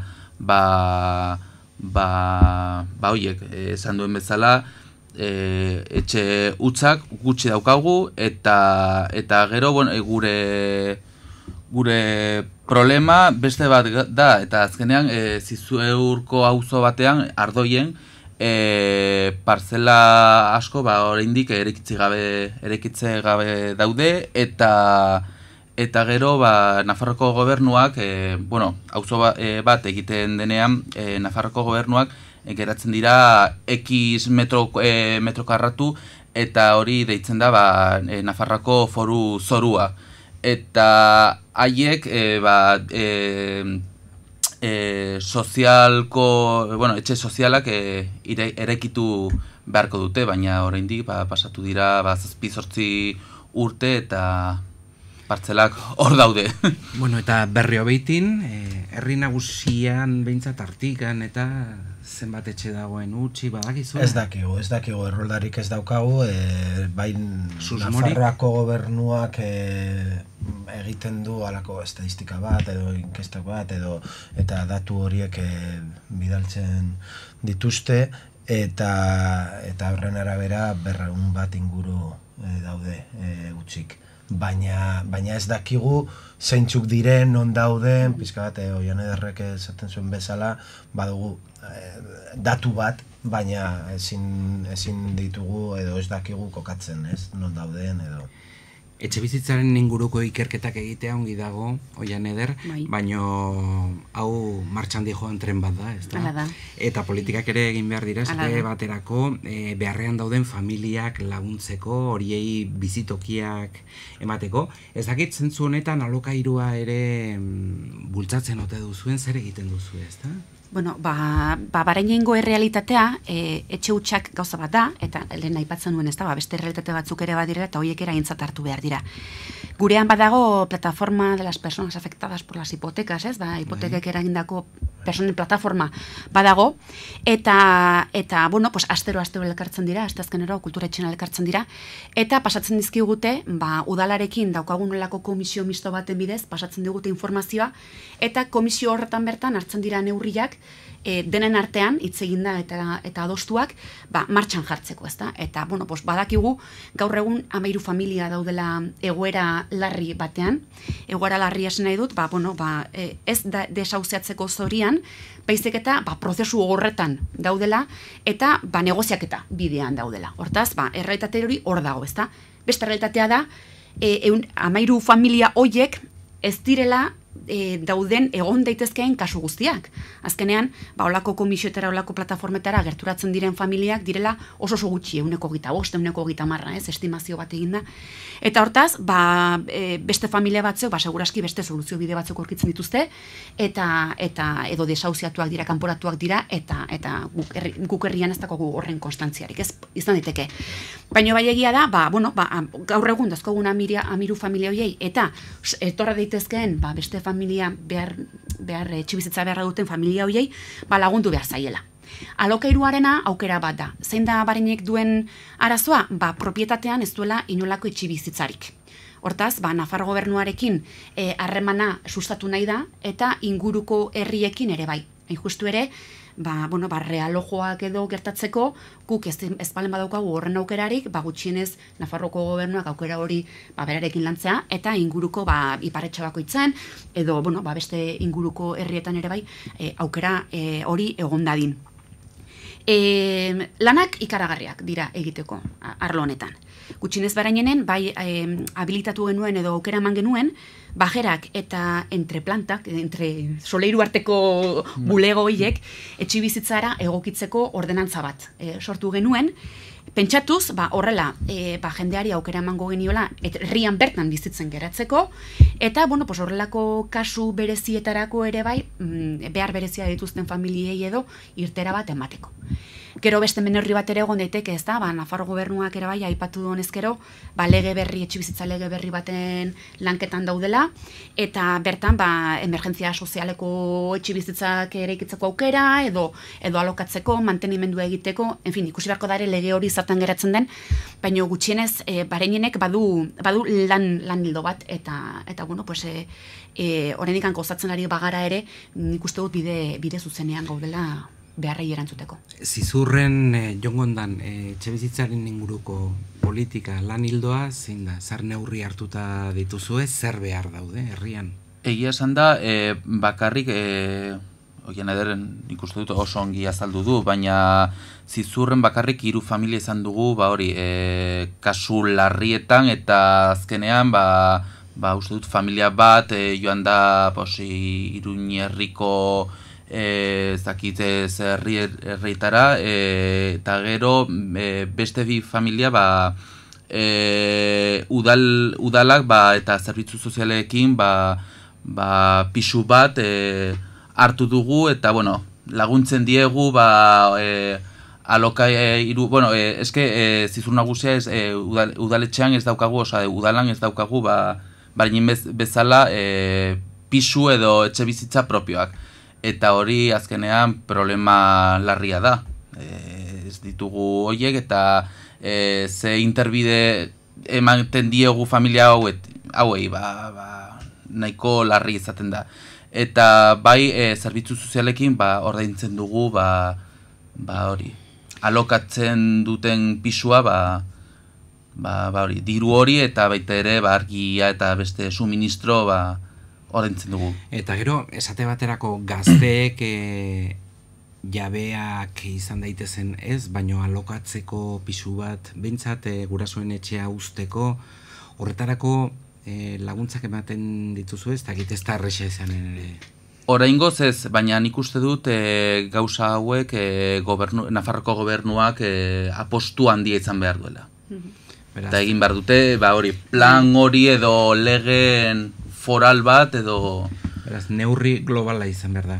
Zuenean beti esaten duguna, ez da? Herri txikiak eta gero herri handiagoak, bueno, horre bi kanaletan ari zarete beti lanean, ez da? Egia da, baina, bueno, orain, akpatu dugunez, egia da, bueno, Nafarra gobernutik edo parlamentutik ere aurreko legegintzaldian onartu zen lege bat, bueno, edo zerga berri bat, etxe bizitza, osea, utz dauden etxe bizitzen gainean, baina egia da gero Madriletik errekurritu zuten eta geldirik dago lege horren arabera, etxe bizitzak utzik daudenean, zerga gehiago kobra daiteke eta orduan uste dut baliabide ona izan daitekela horiek merkatuan jartzeko, bai alokatzeko, ez dakit, edo sartzeko, ez? Baina gure asmoa berri hobeitin zen, hori, errolda bat egitea, gero alkiler sustatzeko, eta horretarako behar dezu, pisu horien jabeek zure eskutan ustea pisu solairu horiek, ez? Orduan horregatik diot interesgarria zen lege hori, hori bete ordaindu behar baduzu ezer ez egiteagatik askotan mugiarazten gaitu hori, ez? Beraz, neurri globalak behar direla eta bai udaletan, baino baita Nafarroko gobernuan eta bai estatu mailan ere, ez da? Ez da erresa ere, gero mentalitatea, gu guztio mentalitatea aldatzea, ez da? Beti izan nahi dugu etxe baten jabe. Hori dela gure etorkizuna. Hori egia da, ohiturak direla, zen muga pasatzen bagara, hor Frantzian adibidez, Frantzia osoan nik beste realitateak ez ditut ezagutzen, ez? Baina adibidez Frantzian, jendea bere bizitza osoa lokailu. Eta baita beste zenbait... Argi dago aukera desberdinak badaudela. Kooperatiben, etxebizitza kooperatibisten inguruan ere proiektu asko gozatu da, eta igual, gure silborrera begiratu beharrean ere ingurura begiratu beharko genuke, ea zer egiten den, eta ongi funtzionatzen balde madu, guazen saiatzera, ea hori gurean posible den egitea. Oso ongi, beste batean nahi baduzue, hitz egingo dugu gai horren inguruan, gaur estimatua dago, Marinengo alkate, Oian Ederindako etxea, bigantxak bai edo bigantxak ez, nork irabazten duen. Zizurko alkate, Jon Gondan, eta Barriobitiko alkate orde Koldo Abrego. Nahi duzuen arte, plazera izan da jo. Ezkera hor. 1, 2, 3, 4! Egiazko Nafarroa maite dugulako, metropoli erreala.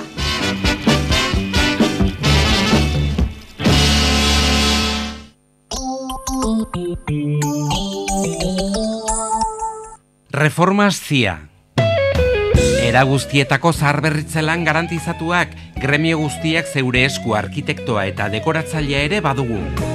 Reformastia erakusketa eta denda Buenaventura Inigez bat, 948-06-02-0.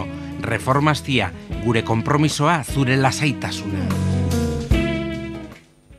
Beti esan da, bizitzan garrantzitsua dela behar bezalako funtsa izatea. Horregatik, Nafarroako Rural Kutxan sorta zabala dugu inbertsio funtsetan, zure aurrezkien errentagarritasuna hobetzeko. Gu guztia arduratuko gara zuk nahi baduzu. Zure inbertsioa kudeatzetik, zure beharretara hobekien egokitzen den funtsa aholkatzeraino.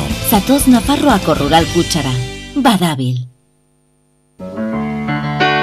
Iruñeko zabalgunean, benta de urriza taberna jatetxea. Etxeko otordu tradizionalak berritasun ukituarekin.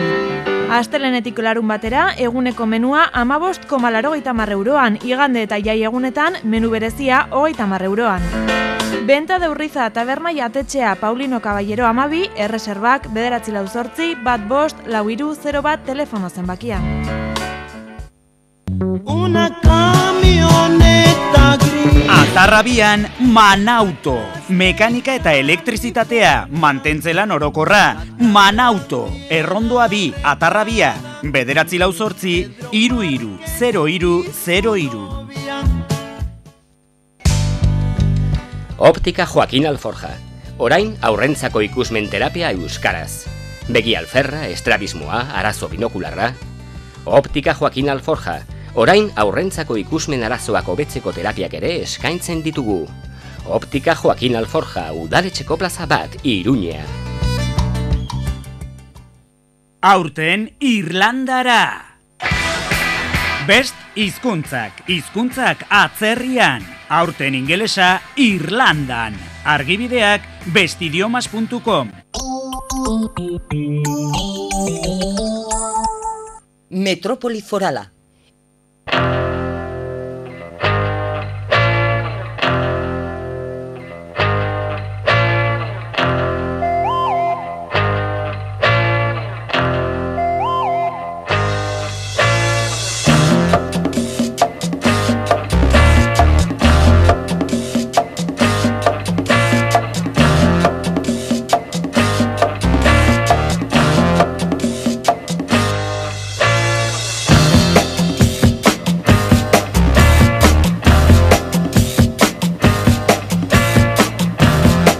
Bide eman euskarari, lelope horretan kontseilua manifestazioa prestatzen ari da, prestatzen hasi da, ekainaren 4 hemendik 5 aste barru eginen den elkarretaratze horretarako neurri ausartak eskatzen dituzte euskararen alde eta xehetasun guztiak emanen dizkigu Paul Bilbao jaunak kontseiluko buruzagiak egunon.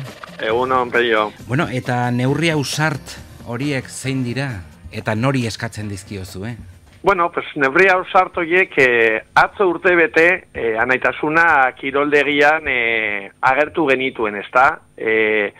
Danok orain dela urte bete baditu irudi horiek hiltzatuta, alegia, bueno, pues aldaketa etor zitekeela aurreikusten genuen eta guk orduan esan genuen, pues aldaketa benetan izkilarriz idatzitako aldaketa izango bazan, euskaratik eta euskaraz izango zala.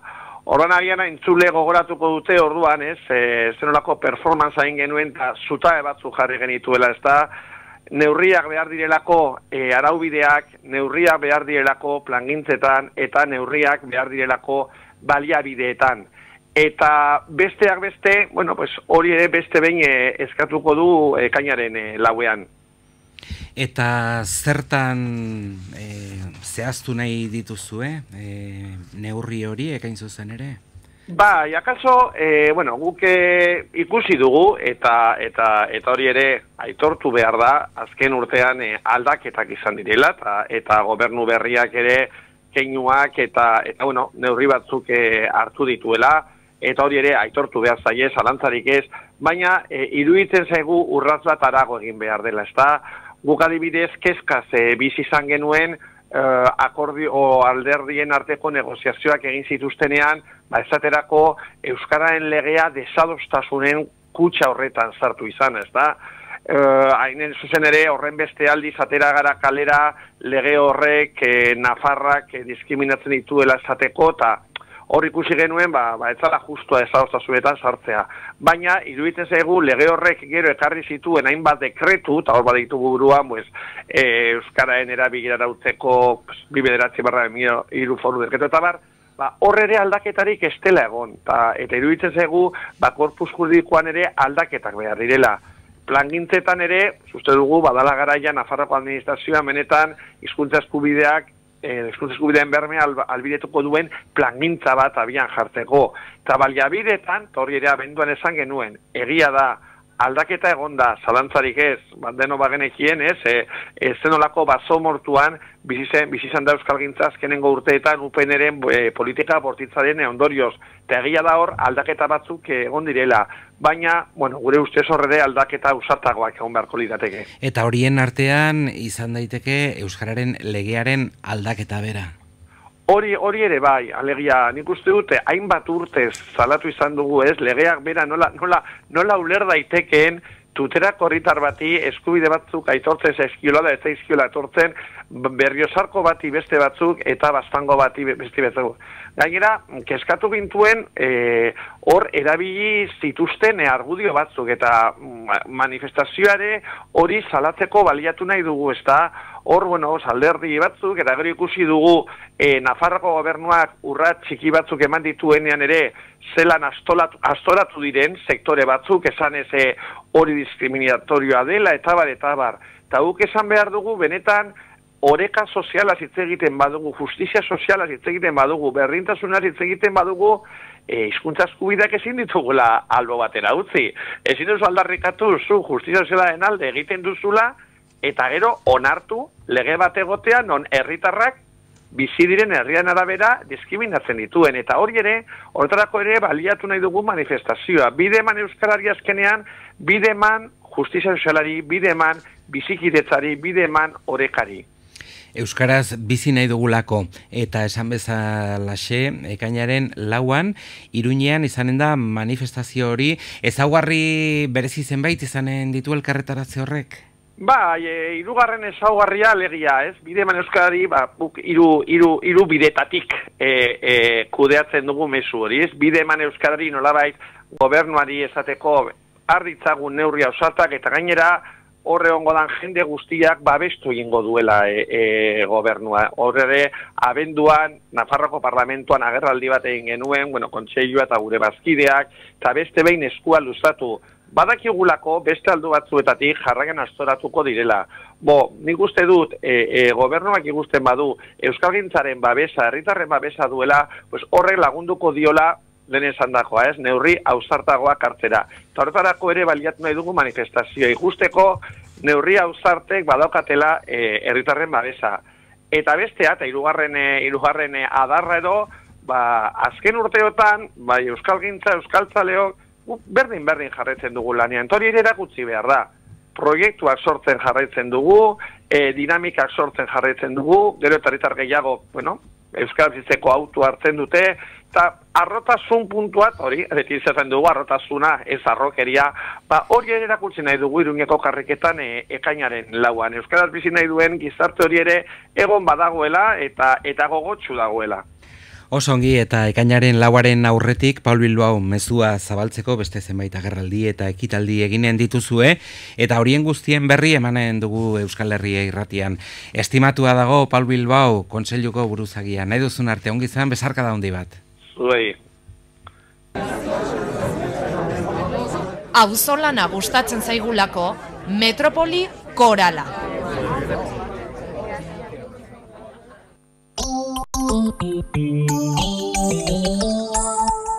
Baratze bat nahi deizut egin. Adaskarekin ikasi zure etxerako barazkiak ekoizten.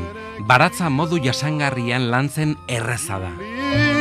Adaskak lurra, baliabideak, azpiegiturak eta lantalde teknikoa zure esku jarriko ditu. Zure aldetik konpromisoa eta esfortzua eskatzen ditugu. Zure baratza landu informazioa eta itzordua 944-33-5026 telefono zenbakian. Adaska, ekoizlea gara.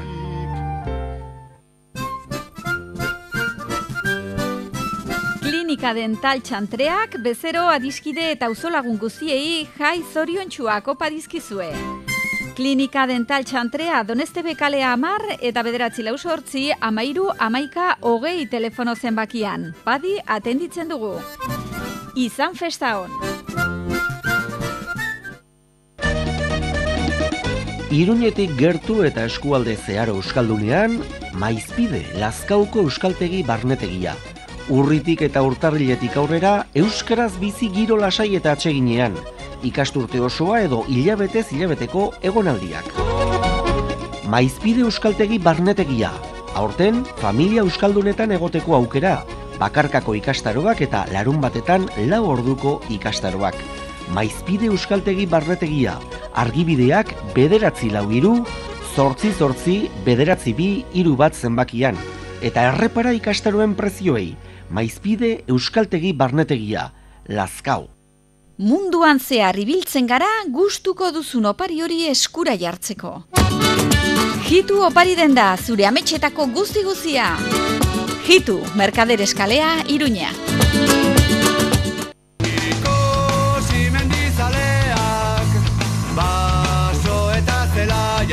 Basati Kirolak, 25 urte, Basati!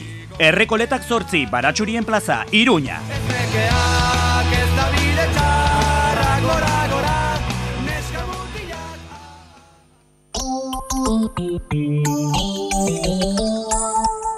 Metrópoli Forala.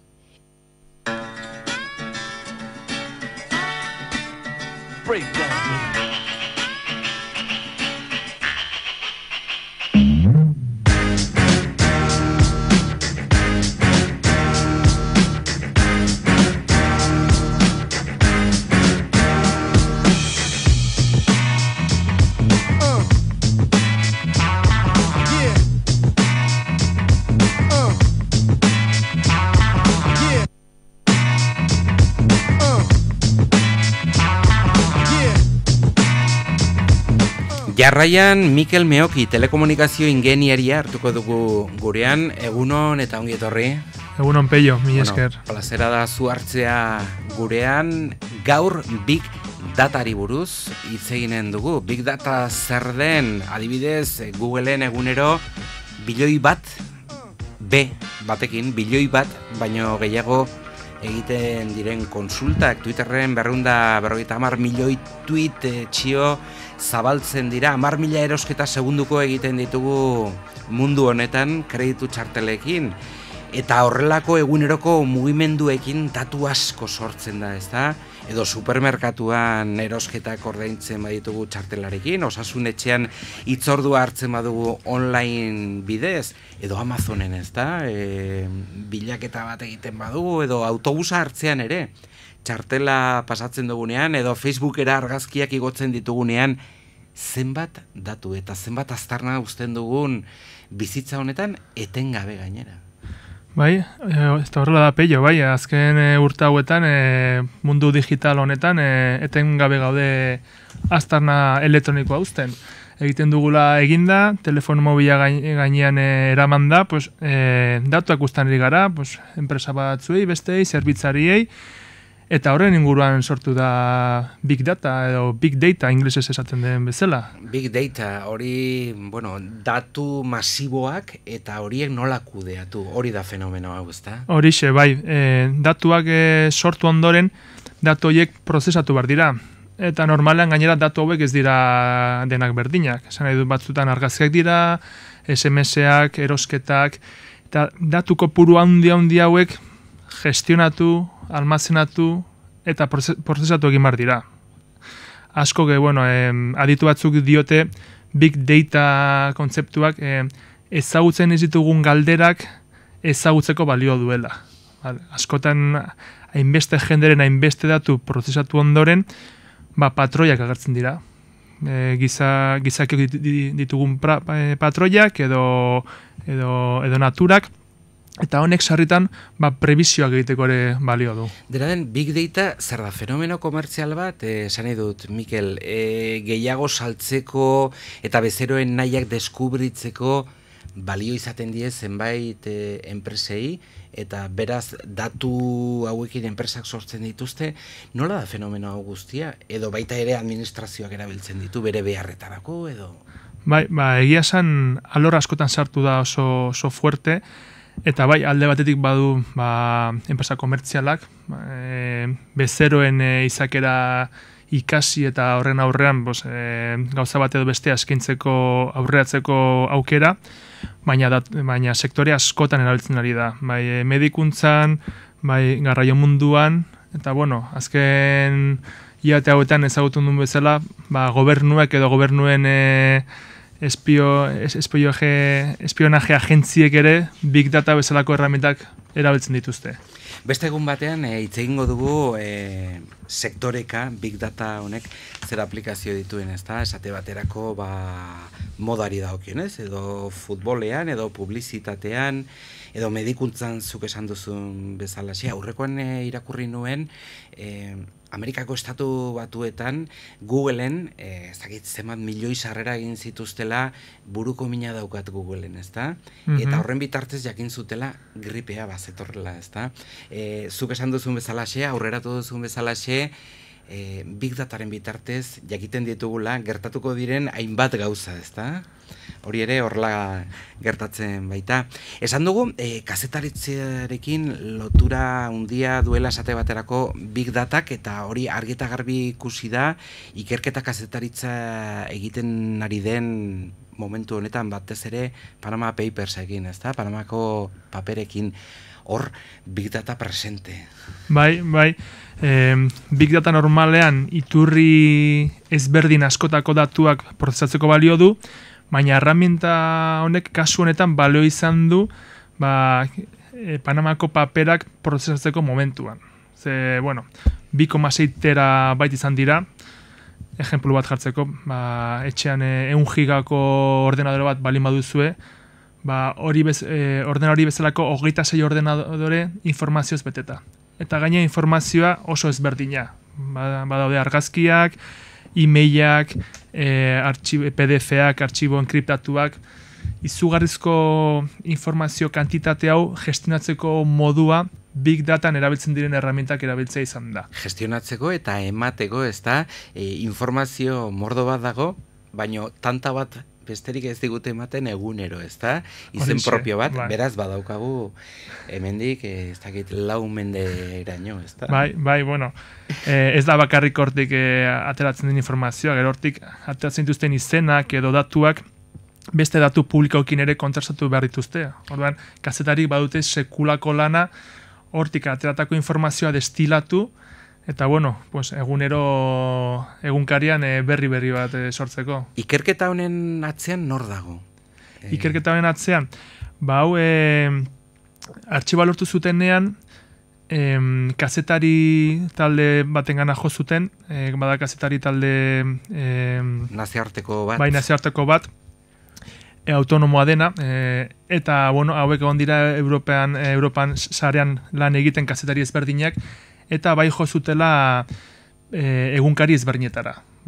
Egunkari bakoitzak beraien kazetariak eta rekurtsak ipini zitzaten. Eta horrela egon ziren hilabete desentetan. Gainera ere izan zituzten enpresa teknologikoen laguntza. Big Data munduko erramintak batzuk software librekoa dira edo publikoa dira, baina bestatzuk oso direnak, oso garestiak dira, eta enpresa hauek doain ikutsi zizkieten lizentziak lan guzti hau egiteko.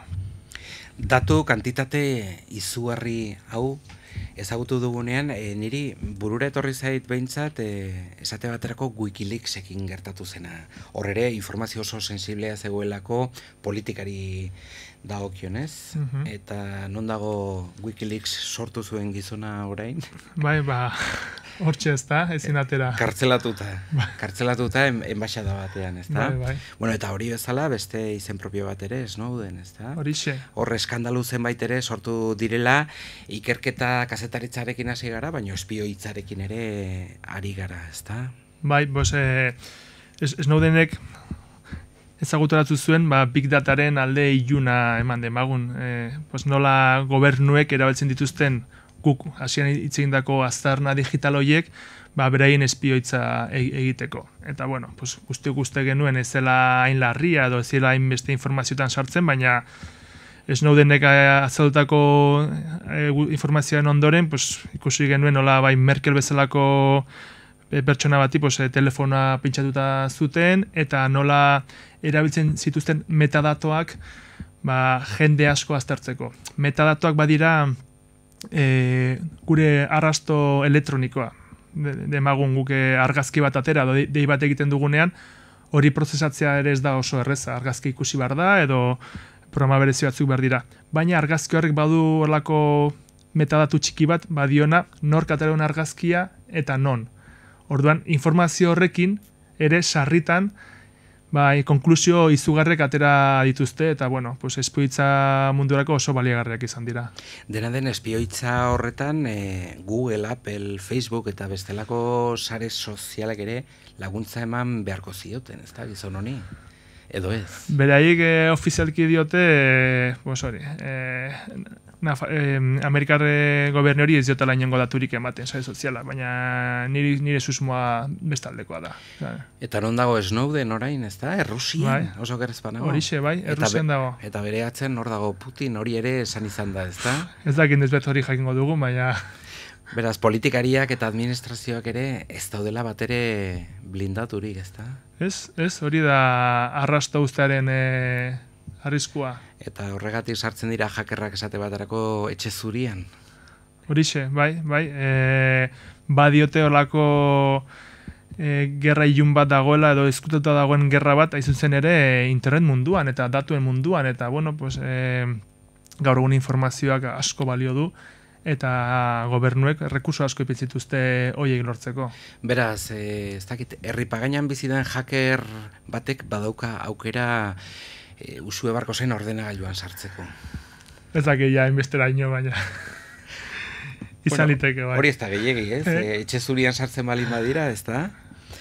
Bueno, nahi bauzu, beste batean nik uste dut Big Datari buruz hitz egiteko aukera izanen dugula, Snowden eta Wikileaks aipatu ditugu gaur, baita ere Panamako paperak.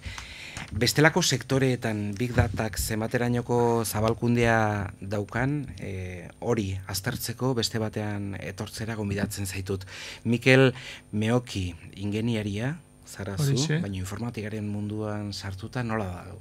Zertan egiten duzu lan, esaidazu? Bai, oraintxe elektronika munduko enpresa bat dugu, eta hain zuzen ere objektuen arrasto elektronikoa hartzeko elektronika egiten dugu. Hor ere legea zenbateraino, ez da? Edo utxune bat dauka legeak mundu guzti honetan pribazidadea zenbat, babesten den zenbatez? Hor bai ikusten dena arrasto elektroniko hartzeko momentuan legeak oso zarra dira, dakit duela 20 urte egindakoak. Argi eta garbi dago teknologia oso aurrera eta ziztu bizian dijoela eta legearen zatare. Zeharo, bai, eta hortan buru belarri ipini beharko dute guztia ondo regulatzeko bestela, beldurra ematen du noraino iritsi daiteken. Bai, ez da? Bai. Zenbaiten eskuetan behintzat informazio guztia. Horixe. Ikusiko dugu zer gertatzen den. 11 jo urren ditugu eta bagoa zentzule Mikel Meoki, mila esker eta nahi duzun arte ongi izan. Ondo izan, bai. Eta esan bezala 11 jo urren ditugu eta bihar ere zurekin izanen gara Metropoli Forala zeharkatzeko gogoratu ordu bat aterrietan informatiboa etxe honetan bertan. Euskal Herri Irratia.eus FM-ko 91.4 aio eta ongi izan. Right on.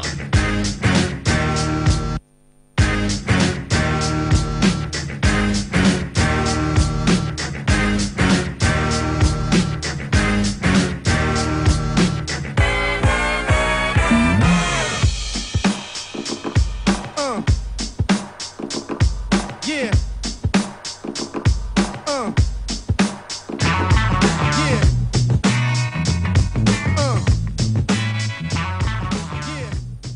Goizeko 11 dira.